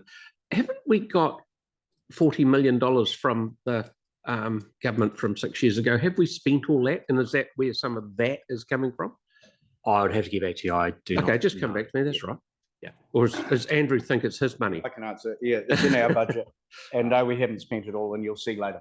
Okay, thank you, mate. Good on you. And we've got Pauline, and then Sam, and then Smoko. One was similar to yours, Phil, on the rephasing side of that column. So a lot of that will be because of the consenting issues with ECAN, I assume, in some of our detention pods. A lot of it is to fit within the envelope. I'd say within the envelope. Yeah. Sorry? It's in terms of stormwater, it's I'd say predominantly the rephasing is to fit within the funding envelope, the 200 million. Okay, so it's not rephasing it because we can't get the consent in place. Okay, and the other one is the Grassmere weather storage facility and the wastewater renewals. Is that to do with the housing development up there? Yes. So we're front funding that and recouping that back. Is that correct? I'm unsure what the funding model is, but I know 60% is funded by the government. Does anyone hear that? Was it government money? So we don't get all of it back. How much do we get back? I can't recall the figures, Deputy Mayor, but we can, when we go do the capital programme again, we'll make sure you're aware of And it would be from DCs anyway, wouldn't it? Yeah. Well, I think that's probably worth consideration. And so, and these figures, these are a movable feast anyway, I assume? Yes. Yes. Thank certainly. you. Just to reiterate, this is work in progress. Yep. Things will keep moving and we'll be working with you through that. Can I ask what's so funny? I'm just looking at your fourth question, but we won't go there. Just on the Grassmere one, it's the Infrastructure Acceleration Fund. I think it's to the tune of about just under $30 million. Correct. But the financial strategy will take that into account with the borrowing impact. I can come back with the exact number. But you're right in what you say there, but we do run the risk of what ECAN are doing with this water take stuff, that we could end up losing that money because we're not getting it done quick enough. So we risk that I'm just throwing out there. Yeah. Sam, and then lastly Yanni, and then Okay. Yeah. Yanni and then Smoko. No, no smoking. Thanks. I was just that I had the staff took me through Chilham Street when we're having a lot of problems with the brick barrel there, and I just really appreciate actually going and seeing firsthand. And I do think, you know, if there's an opportunity for us to see this magnitude of those brick barrels, it's quite fascinating, and can explain why it's so takes so long and costs so much. But the question I really wanted to just understand at a high level, because I'm deeply concerned about some of these changes, and I just want to praise staff for I really like the simple key changes, but it would just be helpful to know what's being rephased, what's being removed. I don't know if we could just get. So we will get to that point, but not now. We're still sat at the program level. At the high level, I guess what I'm really keen to understand is in terms of water quality, urban water quality, how we're measuring that. And I was quite concerned to hear that we may be going backwards. And then the only other question was, as we've discussed with the vacuum sewer system, I'm very concerned about the pressure sewer systems renewals being changed. But I would like to understand more about how that system's working and what the long-term impacts are. Thanks. Okay, thank you very much. That's brought us right up to speed and very clear. So we will be back here at 11:10 on the dot. Recording in progress. Hi, Andrew. Thank you very much for dropping in. Kia ora, thank you. Thank you, councillors. Parks, excuse me, Parks, Heritage and Foreshore, and this presentation also incorporates our component of the Atakaro Avon River Corridor. Very much following the same format. Here's the overall program, including as it sits at the moment, including the OARC, with some of the, I guess, the key significant initiatives, programs and projects.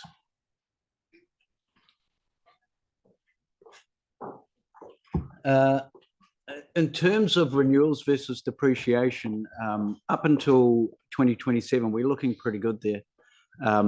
We've clearly still got a bit of work to do in flattening out from 28 through to 34, and we're still working on that at the moment. We're very focused on, based on, I guess, our most recent deliverables, having a very consistent profile. It'll adjust a little bit with the odd project and the number of projects, but to ensure that the resource we have available right now has a deliverable program year on year on year. And so whilst you might see a few peaks and troughs still at the moment, we're working quite hard to flatten those out. So we're pretty happy with our renewals expenditure, certainly up until the third year of the upcoming plan, and we'll be working on flattening the future. And you can see that reflected there in the overall primary drivers. So in terms of those primary drivers and how they're made up, about 38% of the 10-year program is on renewals. That may adjust a little bit when we flatten the program. 20% on backlog, and that's predominantly in community parks. There's about 28% of the overall 10-year program on improved level of service. Now, the focus there is regional parks, and the urban forest is quite a contributor to that as well. In terms of new service, it's very small, right at the top there, about 1%, and that's essentially all of the rest of the red zone program outside of the Atakaro Avon River Corridor. So it's only 1% of the overall, but it's important that we don't forget Brooklands, some of the South Shore, and what happens in the Port Hills. In terms of deliverable, and essentially what makes up the difference. So you can see 2023, we delivered in the Parks and Foreshore, again, excluding OARC, around about 41 million. That's what it's been set at for this year, the current year, which is going pretty well at the moment. And then essentially, if you look at the dark blue, the current LTP that we are in is a little bit random. There's some significant spikes and then, you know, the tail dropping away. So we're going to look to balance that out. And if you look above the red line, there is an uplift there. and the contributors to the uplift are essentially two things. There's additional funding for existing projects. Some of those examples are, for example, Akaroa Wharf, where simply things are costing more for the same. So we've got to be able to fund some of those big initiatives. Takapaniki is another initiative that we've started. We've got some funding in this year, but there's essentially funding in there to continue that program on over the course of the whole plan, and additional funding in the urban forest to take it beyond the Crown's Better Off funding into a year-on-year continual program. In terms of the rest of it is about 60% of it, is made up of new initiatives. Sportsfield Network Plan, Te Kaha Turf Farm are the key drivers in those new initiatives. So there's a bit of discretion around that for elected members, whether or not you want to push for that and I guess drive those new initiatives. We believe they're deliverable, but again, this is where the affordability question may come in later on in the conversation. When we look at heritage, we've got an interesting, well, it's not a lava diagram, that's a volcano exploding, I think. But essentially, as you can see, the blue is the McDougall strengthening that we're committed to. So that's a bit of backlog. And the improved level of service is the funding of the base isolation component of McDougall. And then you see the the heritage program dropping off. It will always be driven, there will always be spikes in this program driven by large one-off things. We have got some additional funding that we've put into the draft plan further out for the provincial chambers. And again, that's something that might be a little bit of a lever in our program. But we will need some, we've talked a lot about trying to get external funding into this program if we can. We always need funding to do work first before we can talk to funders. They need to see a solution before they'll consider whether they'll contribute. So we do need seed funding, if you like, to drive that forward. But that's predominantly out in the latter years. It's not in the first 3 years of the plan. That's effectively the same thing.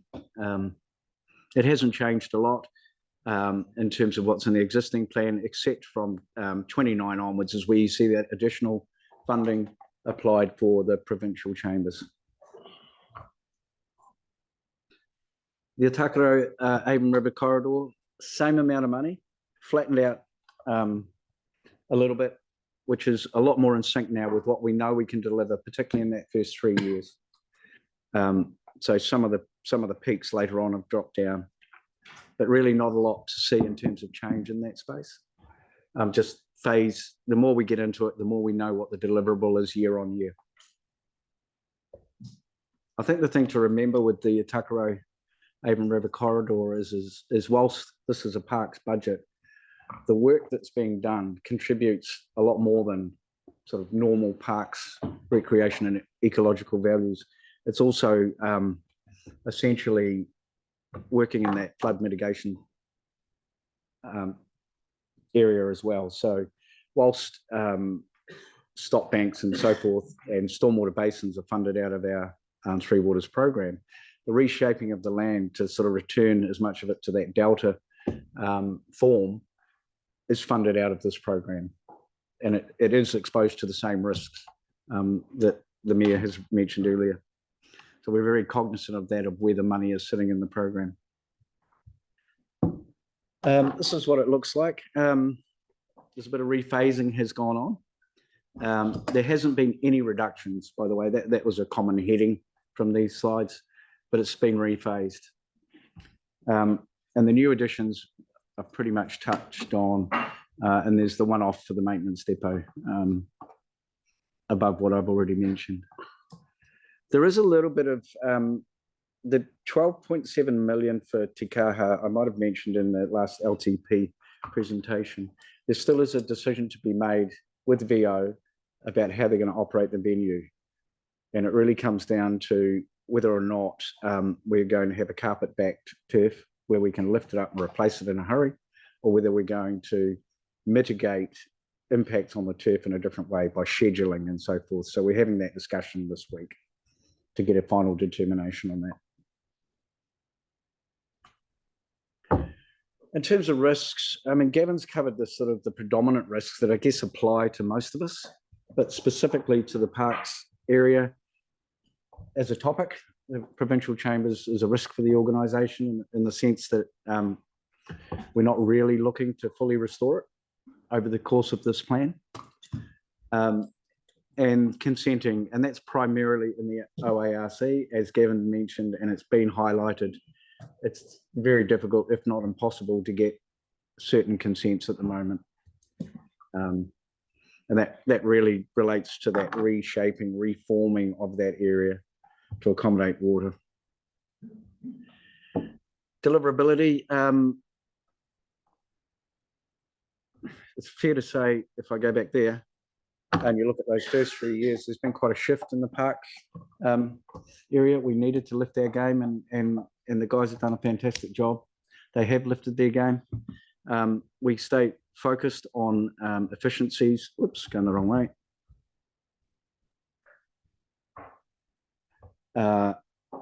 Longer term contracts. We do a lot of stuff like, for example, pathway renewals in parks. But we moved into a panel process. That still requires a bit of procurement work to keep delivering what are relatively small jobs. We're going to transition more towards longer term contracts so that we can work with the community boards, prioritize the need, and then just feed that into contracts. There'll be more than one contract across the city. And that's going to be a much more efficient way of making sure every dollar in the capital program, or as many dollars as we can, get into that physical work.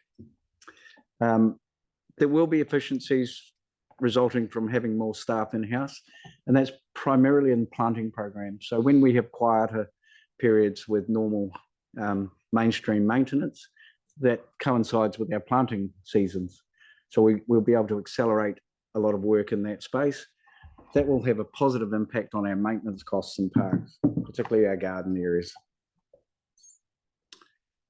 That's the sort of slide for you to consider beyond today, and just see primarily where the big things are sitting in the program. So I won't go through all of those. I think that's it from me. Okay, Tim. Thank you, Andrew. Tim. Thank you. With the provincial chambers, it's a huge chunk of money, and I'm just thinking as a council, we need to give clear direction to staff about what we should be looking at doing with that building, because I'll make it clear, I don't believe we should at this stage be throwing that much money at it when we've got so much pressure on our sports fields and due to our club's expansion and more people playing sport and the different face of sport, plus everything else that's happening. And as it's now opposite Te Pai, there must be opportunity for private companies, because if you look at that bit of green space that's between the provincial chamber and the river, that would be, I would imagine, an amazing spot to have a commercial bar or restaurant or something. So I think there must be some different ways to look at this. Look at what Box 112's done with regards to the other buildings. So there must be some other ways to look at it. So but our staff, I think, need clear direction from us. And I'd really like the council to discuss this and make a decision on it, because I cannot support putting $46 million, $43.6 million, or whatever it is, when we've got so many other social pressures on our green spaces and our staff. Just putting it out there. Thank you very much, Andrew, for the information. Yanni? Sorry, Yanni, please. I mean, thank you for the presentation. I guess I'm just kind of a little bit concerned at some of these projects. And when do you want to have the feedback now, or? I guess it depends on what the concerns are. We're still at a very high level. Right. It seems to me a number of these projects actually would be ideal for sort of partnership, philanthropic funding type opportunities. So I think of Takapaniki, which is a national historic reserve and a site of significance, right? So I'm not sure why we would be funding it ahead of doing a partnership with central government over its status. It just, but also, you know, if you talk to Rata, that would fit in very nicely with their new priorities. So let's hit them up for some funding. The stadium one I'm really concerned about in terms of, like, this should be coming out of the stadium budget. Why would it 12.7 million? When are we going to be told about, you know, briefed on that, the options, who's paying for it, etc. Like, so essentially what you are looking at in terms of numbers are what it costs, not necessarily how we fund it. And for example, in the Takaro Avon River Corridor program, 53 million of that is funded by the Crown and CEAT, of which there's still 40 million remaining. Sure. I think, and you've raised this question before, Councillor, and it's a really valid one. We still need to know what something's going to cost before we can have conversations with people about how they can support funding it. We can't just go blind into Rata or anyone and say, will you give us money towards something? We actually have to go with a plan. Yeah. And so we need to know what it's going to, and that's what these numbers represent. Yeah, I think, I mean, in terms of Takapuniki, I think we need to get an understanding where it's at in terms of the national historic, whatever it is. Sorry, I can't remember the exact, becoming a what's the right thing? Heritage a reserve of national significance or whatever the language is. And we should definitely be, like, government have put massive amounts of money into the Waitangi grounds. And this is equally as significant in terms of New Zealand. And it would be really good to see them actually contributing. Yeah. And I do worry, the longer we leave approaching them around the co-funding, the less likely they may be in saying, well, we weren't involved, it doesn't meet our criteria or whatever, therefore we won't fund it. So I hear what you're saying about getting the exact costs, but I'm also mindful of what's happened with Te Kaha, where our neighbouring authorities have said, well, you didn't involve us at the start, therefore we don't feel, you know, that we should contribute. So we have to get that balance. But just the other thing that I think would be quite good to get is a sense of the renewal program around those small playgrounds. I know it's like a minor thing, but it's a thing that people actually make the most submissions on. And I know we talked about doing it in a different way. So I'm just not quite clear on that new. Sure, I can new process. Answer that question. So last year was the first time we went around with all of the renewal programs, particularly in community parks, to all the boards, and gave them 3 years of information. We'll be repeating that process year on year after Christmas each year, always looking 1 year ahead so that we're not stopping projects that are already in flight. So that process will repeat year on year, where all the boards get to see all the renewal programs in our space, and they can help prioritise. You know, when you've got 30 things to do that are all the same, but we can only afford 20, that's the process of boards for that. Yeah. It won't be at this level. Yeah.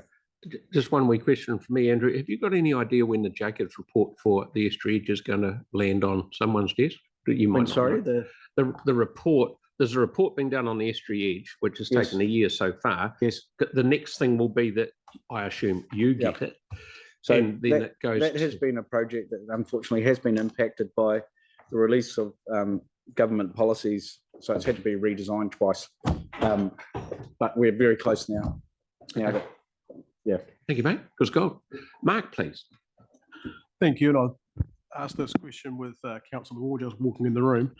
I know he'd be interested to get up to speed on the sports field network implementation and how that impacts upon the current unplayable condition of number of sports fields. And is that including sort of the upgrading of drainage to help with that? Oh, it's a combination of things. Sorry, I don't recall if you're at the presentation a week or so ago. It's focusing on providing better quality overall, with a very realistic take on you cannot meet everyone's expectations all the time in terms of weather, and it's not appropriate to fund it that way either.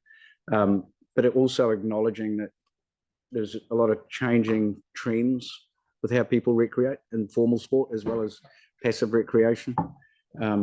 So the 3 goals are targeted to meet those demands. And we've been working very, very closely with the sporting fraternity, the regional sports organisations and Sport Canterbury to make sure that it's sound without without being ridiculous. Okay. That's it. Thank you very much. Transport. Oh, no. go on. Victoria, sorry. Just opening up my screen again, just on the 12 changes, sorry, the key changes to Kaha Turf Farm, where you've got, what is it, 12.7? Yeah. And you gave us two examples. You said you've got a meeting with BO later this week. What are the cost implications of the two options, or is that just a holding sum, or can we expect to see some change there? It is a holding sum. It's a number that was presented in the concept report that represents an event being held, turf being destroyed and replaced in a 1 week turnaround, so the next event can occur if you're flipping from a non-sporting event to a sporting event. Okay, so it's seen as the worst case scenario. There's still a lot of unknowns. What's the best case scenario look like? Less than that, but that's the answer I was looking for. yeah. Oh, look, I have to be honest. There's no other stadium in the world like this one. There's a lot of risks around the turf that are unknown. Okay. And we would not be prudent to be ready to be able to manage it. Okay. Yeah. Thank you. Yeah, Aaron, then Andre. So just to be clear, is that 12.7 for having a backup pitch ready? Yes. So then would that not be covered by insurance for each event? No, Right. because you could have an event, a one-day event, Yeah. and you would have to replace a proportion of that turf. It's not an insurable thing when, it's about backing up a concert event with a sporting event, 3 days later. When you drive forklifts and trucks on turf, you destroy the turf. Yeah. That's just the reality. Right. It's effectively an operating model. We just don't know if and how frequently that may occur. So if we've got nothing on budget, how do we respond? So the best case scenario is potentially a zero, that after a couple of years of operation. Highly unlikely if you look at every stadium around the world, but yeah. Very cool. Yeah. Alrighty, Andre.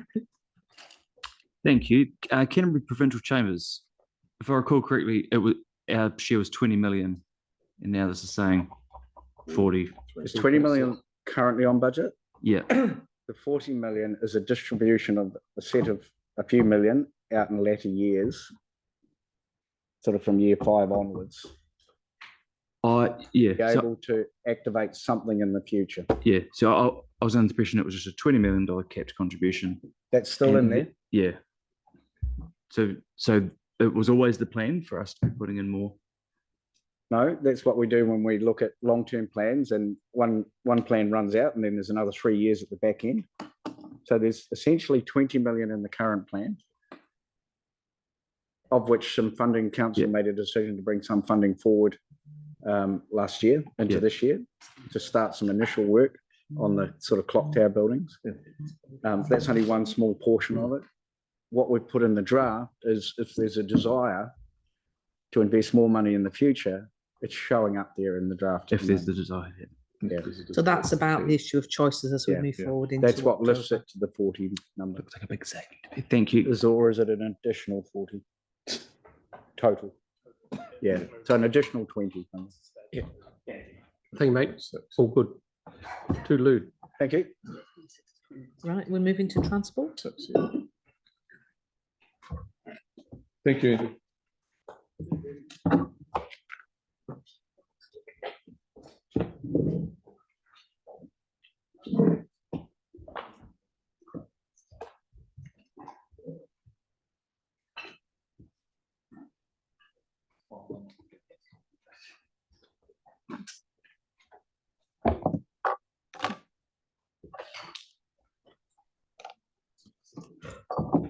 Kia ora tātou councillors, how are you? Good, thank you. So now we've got to talk about transport and the transport program. And like Gavin and Andrew, many of the issues that we're facing are similar. And we are in the early stages of developing this program and really trying to nut into the details of it. So I am going to keep it up at a high level, if at all possible. So we've talked over the last 3 years about the 3 pillars that we've set up the transport program under. And over the last few weeks, we have had a really good deep dive into the whole of the program. So we're not in the detail of individual projects yet. But if you look at this in the 3 pillars of safety, access and environment. So the access pillar there is the dark grey one, which largely dark grey, mid grey and light grey up there. The dark grey area is, and access largely covers all of our renewals as well as a number of projects, but all of our renewals. The piece in the middle is around the environment category where we look to engage in our emissions programs, VKT reduction programs. So it's largely your cycleway programs, both the local connections and the MCRs, and the PT work that we do. Also looking at how we can put some more walking projects into there over the next wee while.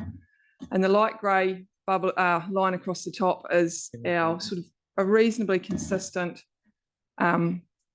program for safety work, which is in a large part right now about speed management. You will see that access is increasing over time.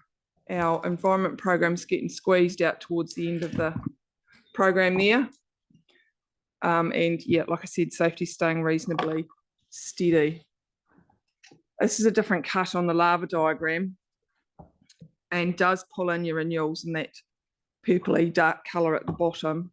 Now, when we think about transport renewals, and this was us talking about our number one priority for developing this program is to look after what we've got. We want to turn the dial, but look after what we've got.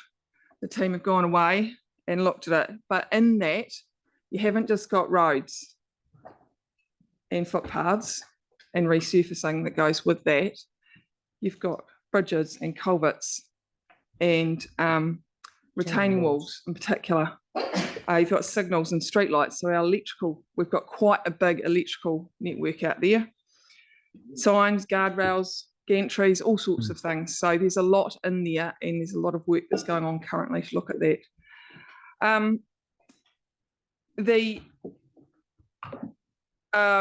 You will see in there, look, we've got a growth program, projects to support growth. It's a bit spiky in there and we're looking at how that's planned over the next wee while. Historically, we have found planning for supporting growth difficult because it does depend on how the developments fall out there in the market. So it can be a really difficult thing to do. At the moment, there's still some projects in there, and the yellow across the top is the improvement projects that we are looking at. We have 3 key projects or programs that I want to highlight as part of this, that we have sort of taken out and put above the line, if you like. Pages Road, the dark purple bubble in the middle there, is a funding issue for us, but from a deliverability perspective, delivering a big project like that, once you get in and running, is not a deliverability issue. So we've sort of taken that out as and putting that much money in 1 year has quite a big impact on, like Gavin talked about, has a big impact on your renewals that you can do in that year for the rest of the program. When we talked previously, we talked about resilience and how we're going to work on that. One way that we've looked at it, and this is what we've put into this draft, is to have an average of about 5 million available every year to respond to emergency events, acknowledging that it might not just be weather events. It might be, we've had Port Hill fires that we've had to deal with. We've had other issues in the community that we've had to provide traffic management for from emergency perspectives, and that's had an impact and a hit on our program of delivering the day-to-day stuff. So this is trying to pull that out and deliver that and be really clear that that's what that's there for, not anything else. And then the big yellow swathe over the top is the PT futures. And the reason and the funding that was signalled from government recently of 78 million, the reason we've pulled that out is we currently don't have a funding agreement with Waka Kotahi on what the details of that look like and what it means. We are anticipating that they will require us to deliver the whole of the PT Futures program within 6 years. The whole of the PT Futures program is about $140 million. Delivering that in 6 years is going to be a decent challenge and has an impact on the rest of our program, as you'll see as I go through this. So it will be a challenge and we need to figure out. But like I said, we don't have any details on what the funding conditions for that are. So that's still to come. So that's our line. Currently our line's sitting at about 150 million. It's probably a little bit higher than I'm necessarily comfortable with around a deliverability perspective, but we're working on that right now, particularly around our renewals. When we go to this graph, this is another one that we're struggling and working with to develop the information on. Currently, we are funding our renewals at our depreciation level for 8 years of the 10-year program. What does that mean and what does that look like? Given all of those assets that we've got, being retaining walls, signals, streetlight poles, all that sort of stuff, this still only gets us about 3.5% of the network addressed in a surfacing perspective. So we're juggling that balance and that challenge right at the moment, and we're trying to figure that through. We're also looking at how our capital works build into the delivery of that network improvement. So there's more, I think, from my point of view, there's more to come on this conversation with us and you on what our renewals program looks like and how much we deliver. There's a lot more to talk through over the next few sessions that we have on capital. But be assured the team are working hard on it and trying to nut through the challenges that we've got. How does the actual program sit right now? There's some pretty significant programs of work that are not in the 10-year period, and some pretty significant ones that are coming. So you can see on the green side there, at the moment, we've added another 230 million over the 10 years for renewals. And we've assumed, made an assumption on the delivery of PT Futures within 6 years. And that emergency response program that we talked about, that adds another 50 million across it. The PT Futures is balanced by a PT priority program coming out. That's really just an in and out across the program. There's a number of other programs, particularly the cycleway program and the active transport program that have been, we're struggling to figure out how to fit it all in and fit all the pieces in at the moment.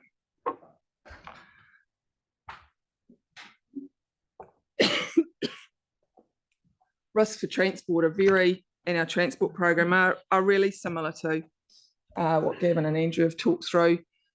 Our renewals, we are targeting a condition-based assessment for the renewals programs on all of them, even down to streetlight poles. We've got to look at that at the moment. So we've also acknowledged that when we reduce the renewals program, we have a potential for an increased OPEX and reactive maintenance requirement across the network. And we are seeing that with some sections of road just not holding up to either changing travel patterns or weather events. The focus on putting more renewals in and that PT program has meant that our cycleway program has done the opposite. That has a potential to be a real impact on our ability to meet our emissions targets and our VKT reduction targets that we're aiming for to meet the climate change initiatives that we've got. Our other risks are really around, as Gavin pointed out, that pipeline of work for our suppliers, getting good engagement and decision making and procurement, and not having protracted timeframes for that, which then squeeze up the construction timeframes, which then hits the price. We also have consenting and approval and third-party approval issues.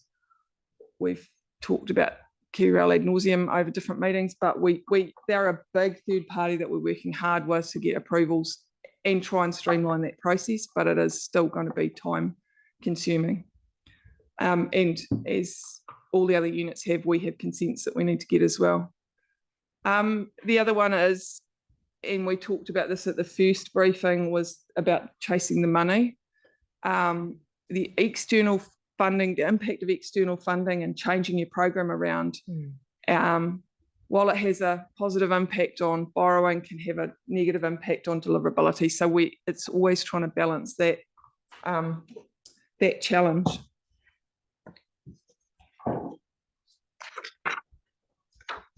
I had a good look at the deliverability and what we want to do, and that's partly why I said at the start, you know, we're sitting at the moment at around 150 million. We need to probably work up to that over the 10 years. But at the moment, I don't think we're quite there with our deliverability. We need to work harder on what we can do more for. And one way that we're doing that is we've got in the increasing renewals program are being geared up through our maintenance contractors, and they are working really hard to start earlier.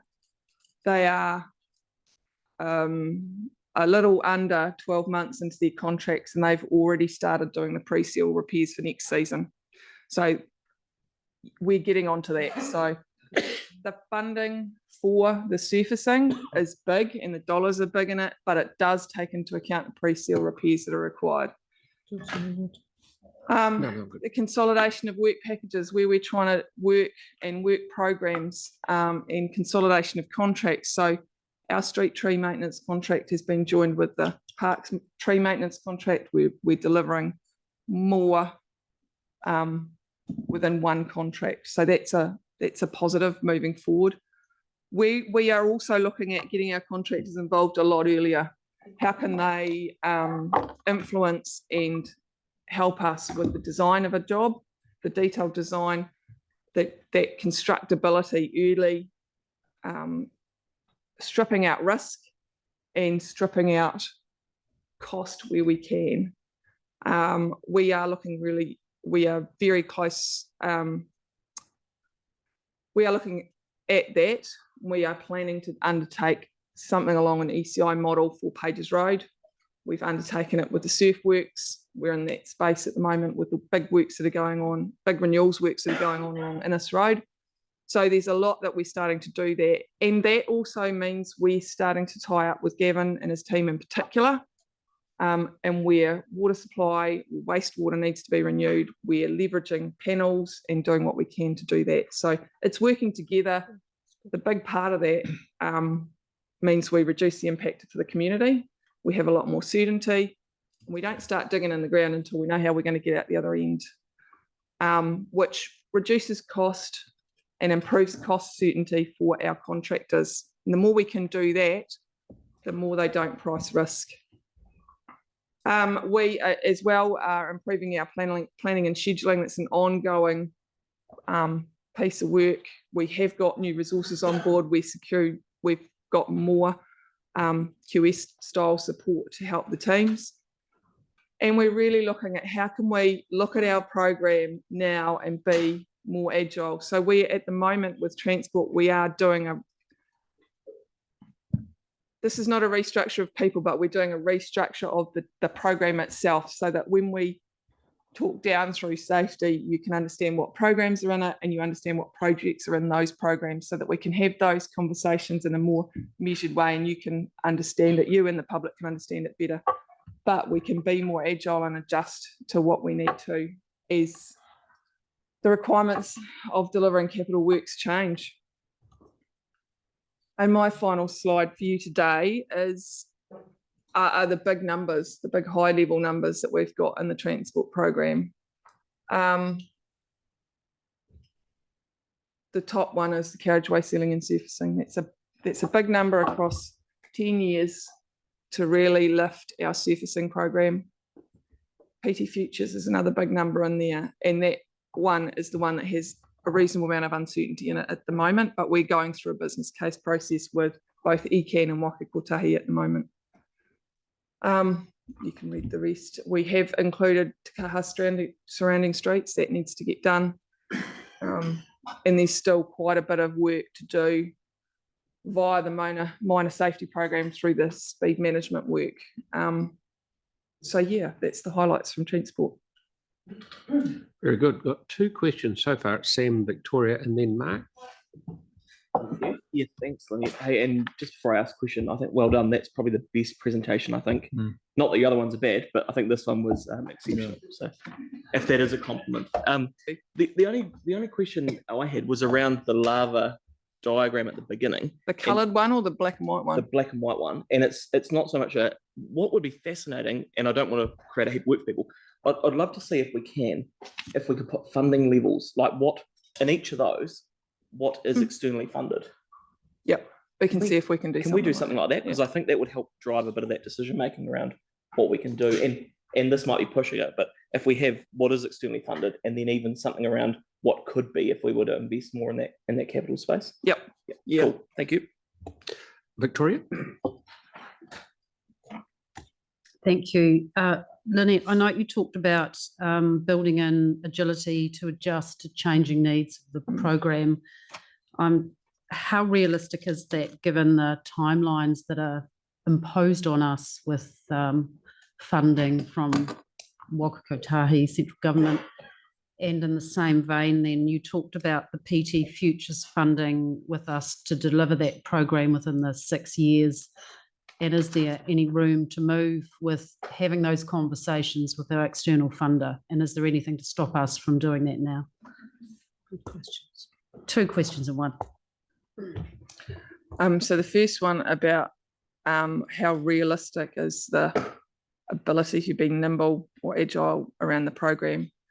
Part of that goes back to the conversation about being able to respond to events as well. So if the program is well structured and we can have clear conversations about how things need to shift, I believe it's realistic that we can set up something that can respond to changing events better than we have previously. So that may be changing government initiatives, and which we've always had to do because we've had to respond to the GPS changes. But it's about being able to protect and retain the BAU work that we need to do so we can have a better discussion with you around that nimbleness and not discombobulate everything and make it all more confused. I'm struggling to reconcile that because we often hear that we've got time pressures with our funding. So I applaud that approach. I'll be interested to see how it's going to work. But in actuality, we are constantly hearing we have to spend Crown money first, and that upsets our deliverability. I'm having trouble reconciling that. Sorry, I didn't turn my microphone on. So with regard to spending Crown funding first, there is a focus on it right at the present time because of the large amount of SURF funding that we have, that we only have 12 months to spend. So there is a focus on it, but we have a very big BAU program behind that is keeping going. So it's also about us being able to articulate to you and the communities out there how we're doing both. So I think that's the crux of that one. The second question, sorry, Councillor. PT Futures. It was about, is there anything stopping us from engaging with central government now around the timelines for that funding for PT Futures, because it's really causing a bit of a spike in our program? We are in the we're currently in the process of engaging with Waka Kotahi, who are writing the cabinet paper for that at the moment. So there's nothing stopping us. In fact, we are doing it. But I'm just being clear that we don't have the conditions on it at the moment. Thank you. Mark, please. Thank you. Well presented. Do like what I see there. Just wondering how confident you are about renewals of curb and channel. I'm thinking around parts of town, we've got lots of deep dish curb and channel, which is long overdue for some TLC. Is that kind of built into this program so that we can start catching up on some of that? My understanding is it is, yes, the team is talking about it, but like I said just before, I think there's a lot more discussion for us to have on the detail of what each of those programs look like and how we do it and the trade-offs that we take on each of them. Because the more we spend on taking out deep dish curb and channel, the less we can spend somewhere else. So it's that balance. And then I guess with that as well, sort of the carriageway ceiling resurfacing renewals, is there sort of much built in there in the thoughts of actually rebuilding roads that are, severely compromised and not able to be patched anymore? We've talked about that. In fact, I talked about that with the team just this morning, and we've got more work to do to understand the rehab program and the rebuild program like that. But there's quite a lot of extra money in the program, so we're going to be able to make a difference. And that number, that top line number on that page, does take into account significant pre-seal repairs required. But like everything, they have to work with assumptions. Yep. Thank you. Kelly. Yeah, that was fantastic. Really interesting. Just wanted to ask you about the specific reductions in rephasing of the MCR, the Otakaro Avon River route. When is that likely to be rephased to? Well, at the present time, everything on that red side is outside of the 10 years. So that's the challenge we've got. Okay. All right. Thank you. Okay. Celeste, you hiding out there, mate, please? Oh, yeah, thanks. So my question was the same as Kelly's around the Otakaro Avon MCR, which we put an amendment forward last annual plan to keep that in the current sort of phasing. Just confused as to why that's now being deferred. It hasn't been deferred. You've asked us to go and plan the program. The focus was on renewals, and at the moment we haven't got the headroom to put everything in the budget. So we're going to have some tough talks about what do we put in and what do we put out. So this is a high level picture right now. Very good. And like Councillor Henstock mentioned, putting the PT Futures money in is causing us real challenges. There's other ways to manage it, but we need to talk that through. But at the high level, this is where we're sitting right now. Yeah, I'd flag that for one of concern for pushing out, given the priority of delivering the MCRs. But thanks for the feedback, Lynette. Yeah, that's okay. Jake. I just wondered, Lynette, whether you had any commentary around the different subsidy levels between these different types of activities. I'm assuming that renewals has a lower, but I could be wrong, subsidy attraction than what, say, the cycleways, which no, not really, not particularly. I'd have to go away to get the details, but in essence, NZTA subsidy is 51% of eligible items. Right, and that's across the board largely, except for those special projects. Yeah, and as you've seen from the recent draft GPS that we're due to comment on, there's a focus on looking after what we've got. So there's a balance again in all of this. There's an alignment there. Yeah, that's but it's a balance and the requirements of what you want to do. Cool, and obviously we'll be able to thresh this out over the next 12 months. Yeah. Cool, thank you. Good. Pauline? Yeah, thanks. Just on that final slide, your strategic programs, I think supporting Sam's idea would be really good to have the subsidy figure next to each of those figures. And at the risk of being thick, where's the cycleway program in this list? I assume surf isn't in there because in the yeah, but that's because it's been reduced and rephased. We haven't managed to get it in. So you're saying the rest of the cycleways will be completed? It's only those It's only this. No, I'm talking about the only ones that are still in are the shovel-ready ones. Okay, so they're in the shovel ready. If you go to the final slide, strategic programs, yeah, shovel ready. That's Yep. where the NCRs sit in there that aren't completed. Yeah. Surf's not in there because it will be completed by Yes. the LTP. Yeah. So if we could have the breakdown of the subsidies in these numbers, that would be helpful too. Is that possible? Come on, you wanted to. I mean, I for think instance- what we'll, if it's all right with you, councillor, and through the chair, what we should do is go away and figure out how we can tell you that subsidy story, because it is a funding assumption, not a, and it's not a guarantee, but so it's a funding assumption that we make and the finance team make on how much it's going to cost us to do this program. So there's a balance between funding a program and being able to deliver a program. Yes, I know, but then we're looking at our expenditure, and quite a considerable amount of this is subsidised. I mean, around 50%, but some of them are more. That's what I want to know.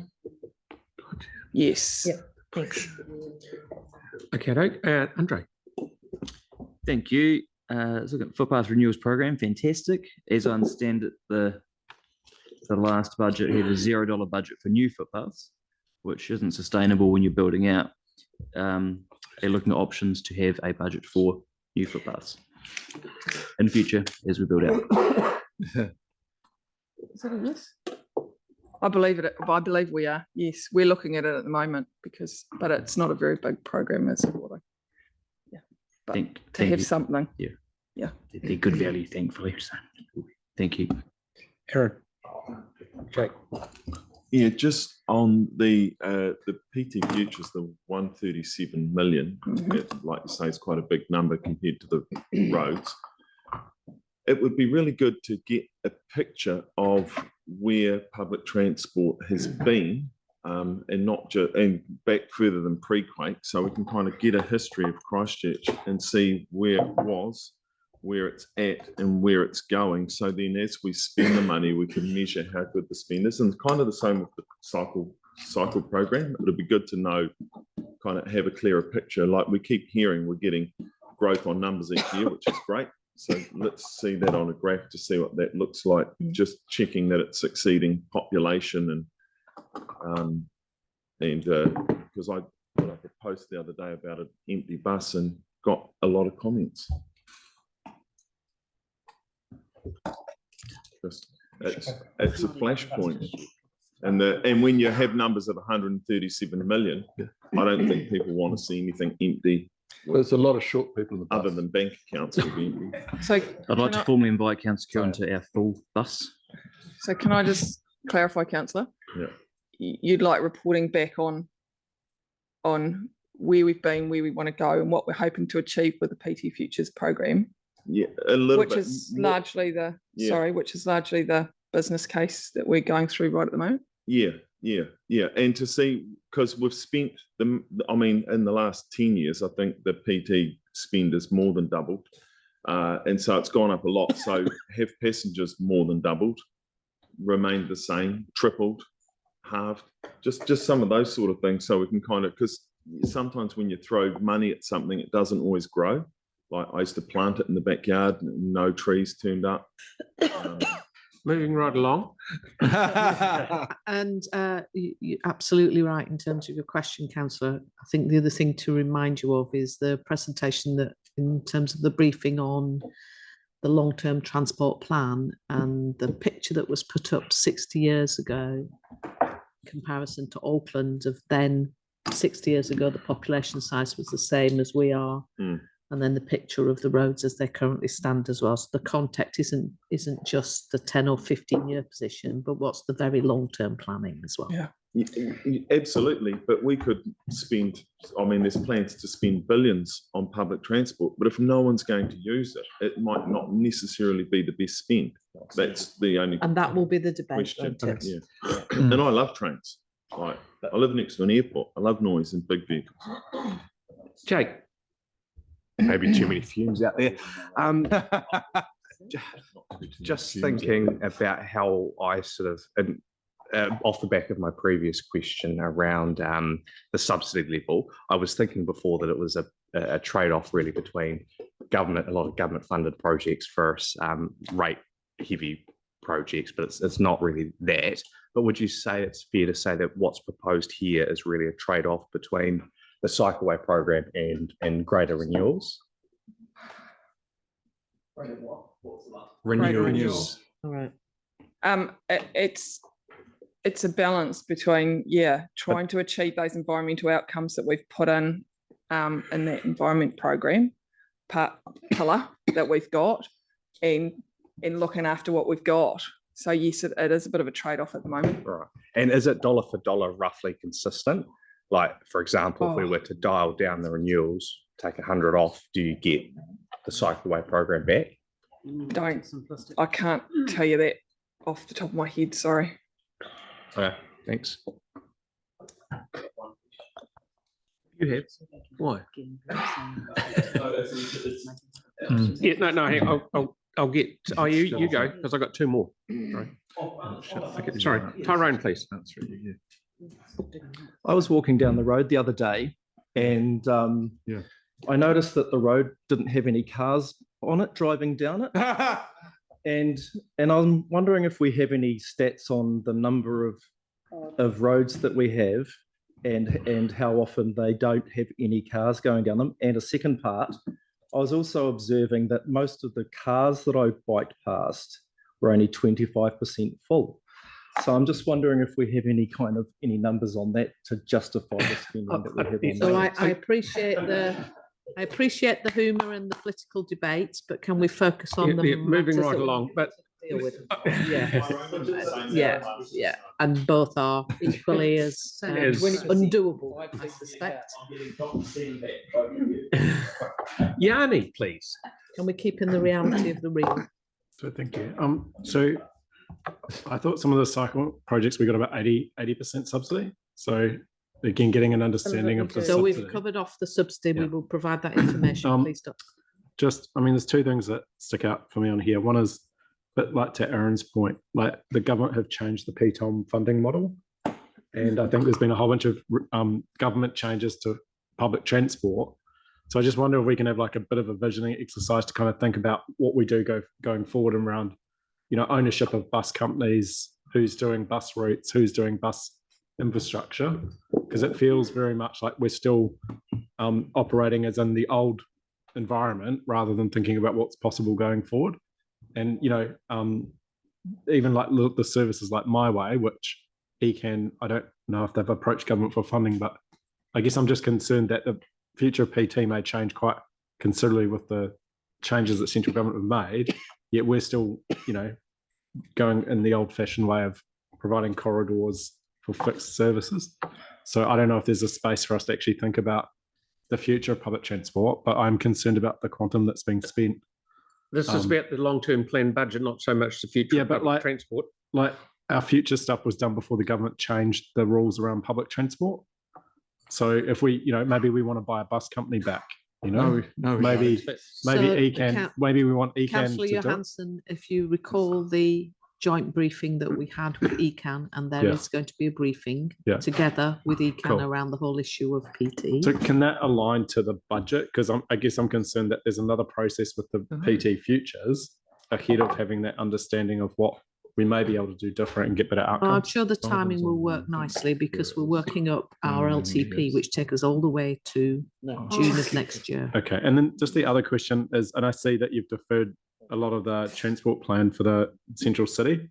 Are we ever going to review the accessible city plan in terms of what we thought it would do, how it's functioned, what we might change? I'm just mindful, like originally we were told that cars would go around the 4 avenues. That would be kind of what we would try and do. But there's obviously been a number of different things that have happened in the intervening time. But it does seem to me that we've never reviewed the blueprint in terms of the accessibility plan. So I just wondered if there was any work around understanding that. You go. I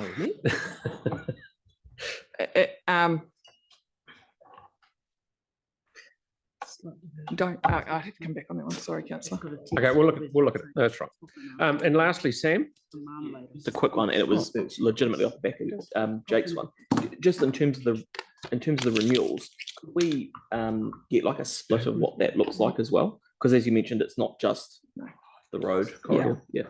Yes, I do think with renewals, and particularly with our transport renewals, there's so many different assets and asset types. And there's so many different projects that contribute to parts or others of it. We are looking at that at the moment. In fact, the team is sitting here, so they're taking notes. But it is very much about how do we have that future discussion and provide clarity of what it means, not just renewals. It's a little bit more. There's lots and lots of stuff within it. So yes. Yeah, no, that'd be good, particularly when we go into that public conversation around it, just so we're not jumping to, road and corridors, like legitimately road and corridors versus cycleways, for example. Yeah.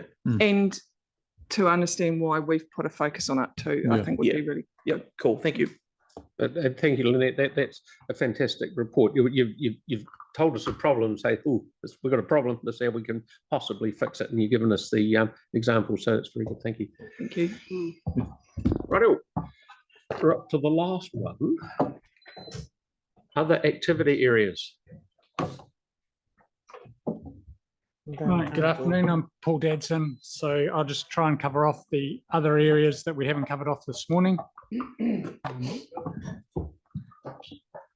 So firstly, just what other areas have we got that we haven't already covered? So the key areas are solid waste and resource recovery, communities and citizens, which includes art gallery, libraries, rec sport and events, and community support and partnerships, internal activities, which includes digital and the facilities management, and community housing and corporate capital. Corporate capital largely involves performing arts in this context. So nearly all corporate capital is performing arts precinct.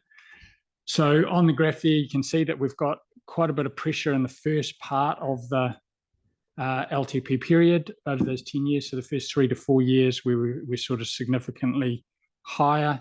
That's because of the inclusion of organics processing plant, South Library, and the performing arts precinct. So those are putting the spike effectively in that first 3 to 4 years of the program. When we look at the program in terms of primary driver and what makes it up, you can see that about 60% of the program is for renewals.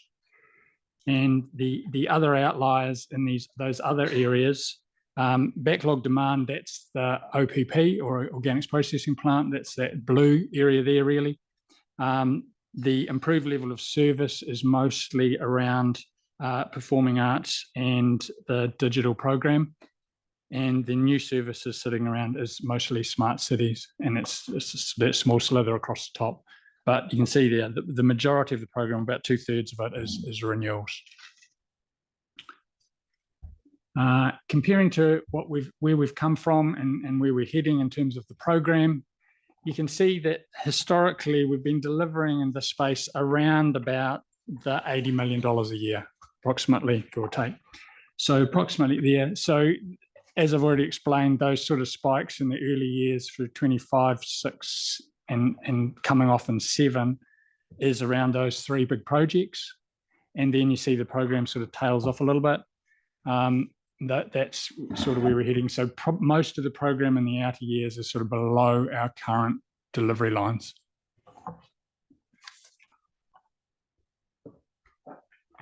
So key changes. So there's not really a significant number of reductions or rephasing. So most of the program sort of as it stands. There's a small reduction over 10 years, $8 million over the 10 years in the library collections. That's really just a movement from physical books heading into that digital space. So really that's just the change in focus in the way the service is being delivered.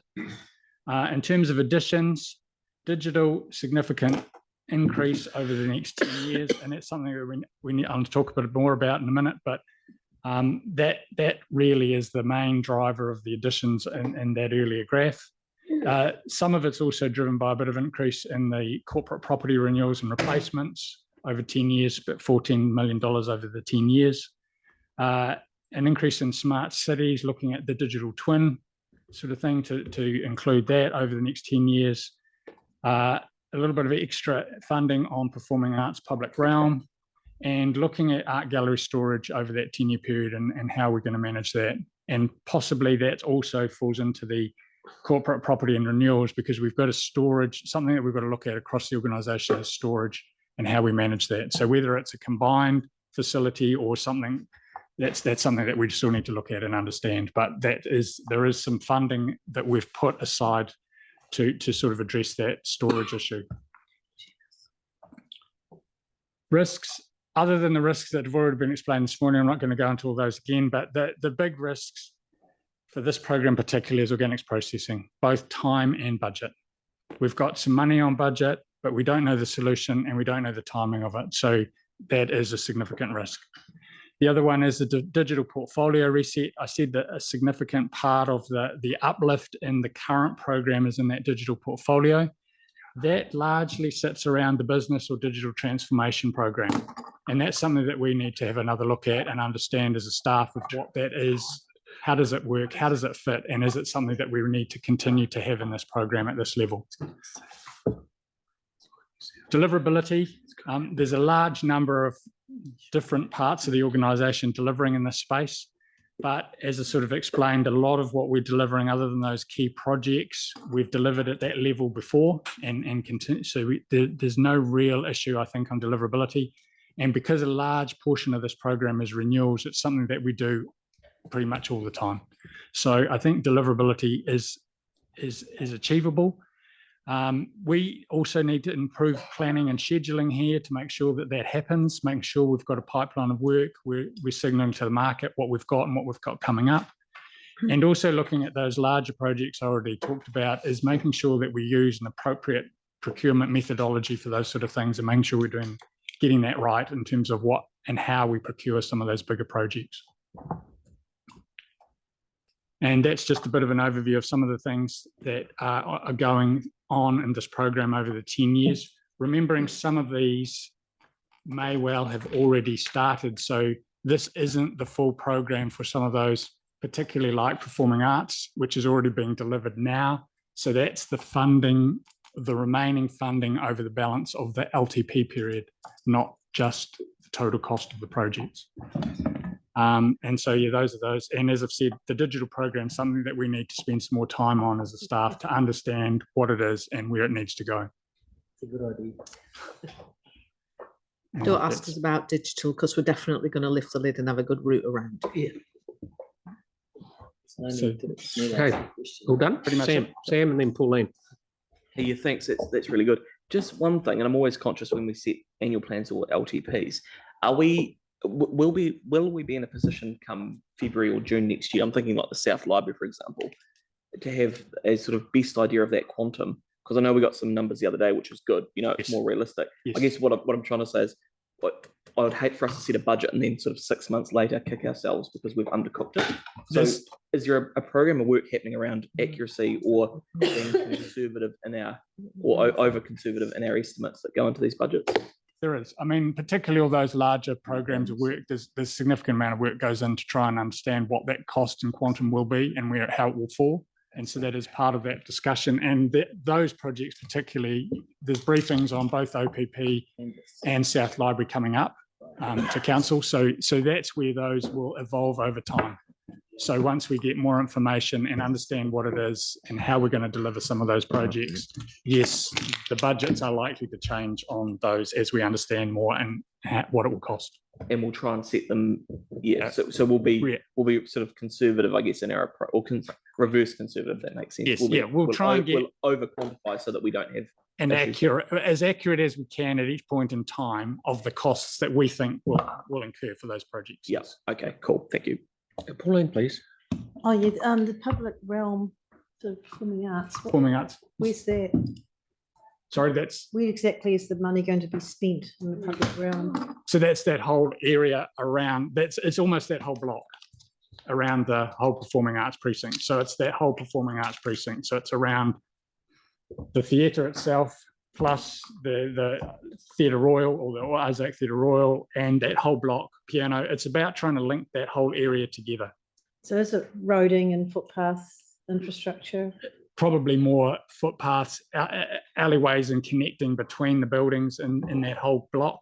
So because potentially the parking, could we be at the Armour Street? So it might be a bit having access. So it's around that whole sort of area, but not necessarily footpaths and roads. No, that's probably more of a transport space. Thanks. Thank you very much. Timothy.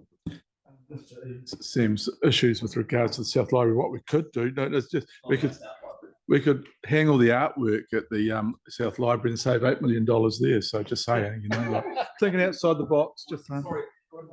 Sorry if I wasn't clear. What I was meaning was that a principal approach to the capital program, making sure they're realistic budgets so that we don't kick ourselves in the foot publicly, because we get criticised for that quite a bit. So it's not about the South Library. Yeah. Thank you, Doug. All done. Thank you very much. So I think Andrew's coming back to do the wrap up. He's coming back to finish us off. No, good. You're doing great. Okay. Well, you've taken in a lot this morning, and there's been a lot of good questions, a lot of good feedback and comments. So that's really good. Thank you for that. Just three probably key things that I want to wrap up with. This is where we've got currently draft 2. More work to be done. We know that. The things I want to emphasize about this, it's today's dollars. It's a 10-year plan. There's not a single number. People often ask me, what's the number? There's 10 numbers because there's 10 years. So it's hard to get a number.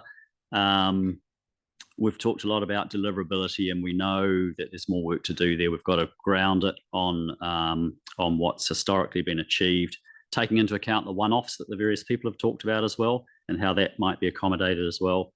And we know there's some hard choices to be made now and through the rest of the development.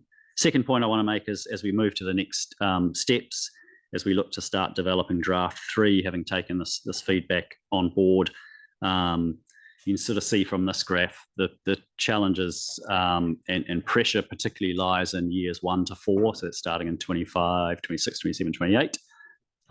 You start to see in the outer years perhaps an indication that things are getting more sustainable and leveled out, and it's trending sort of in the right direction. We will support future drafts with more financial modelling. A number of you talked about looking at funding and borrowing, and we'll bring that perspective in, working with finance on that. What you've seen today has been largely what I call the swim lanes. You've seen individual activity areas talk about their activity areas. As the drafts mature and develop, we'll start to do a bit more cross-pollination as well, and start to consider, is some of the parks program more important than the Three Waters program, or more important than the transport program? So we've got to start thinking broadly as well, not just in the priorities down the swim lanes that we've largely talked about today, where the heads of have done some prioritization in their particular areas. So we'll broaden it out. And lastly, we'll bring you more. We've got some really amazing tools that allow us to give you better visibility on things like renewals, granularity, or funding breakdowns. There's lots of perspectives we can provide. And so that's what we've talked about today. As we look forward, we'll be able to do some more things and give you more information around the lenses of resilience and climate adaptation, the focus that we've been able to take with the Papatipu Runanga, and even some further work we're developing at the moment around the carbon impact of the capital program, the embedded carbon built in to this program. So we've not forgotten those things. There's a lot of things going on, and we didn't want to swamp you with all that today, but those will be things that we'll talk about more in the future. So that's all I've got, Mr. Chairman. If there's any broader questions. Brilliant. Thank you very much. Very, very, very good morning's work. Yes. Thank you. Okay, so look at this. This is amazing. And you've finished early. 1:30 in my lounge, please.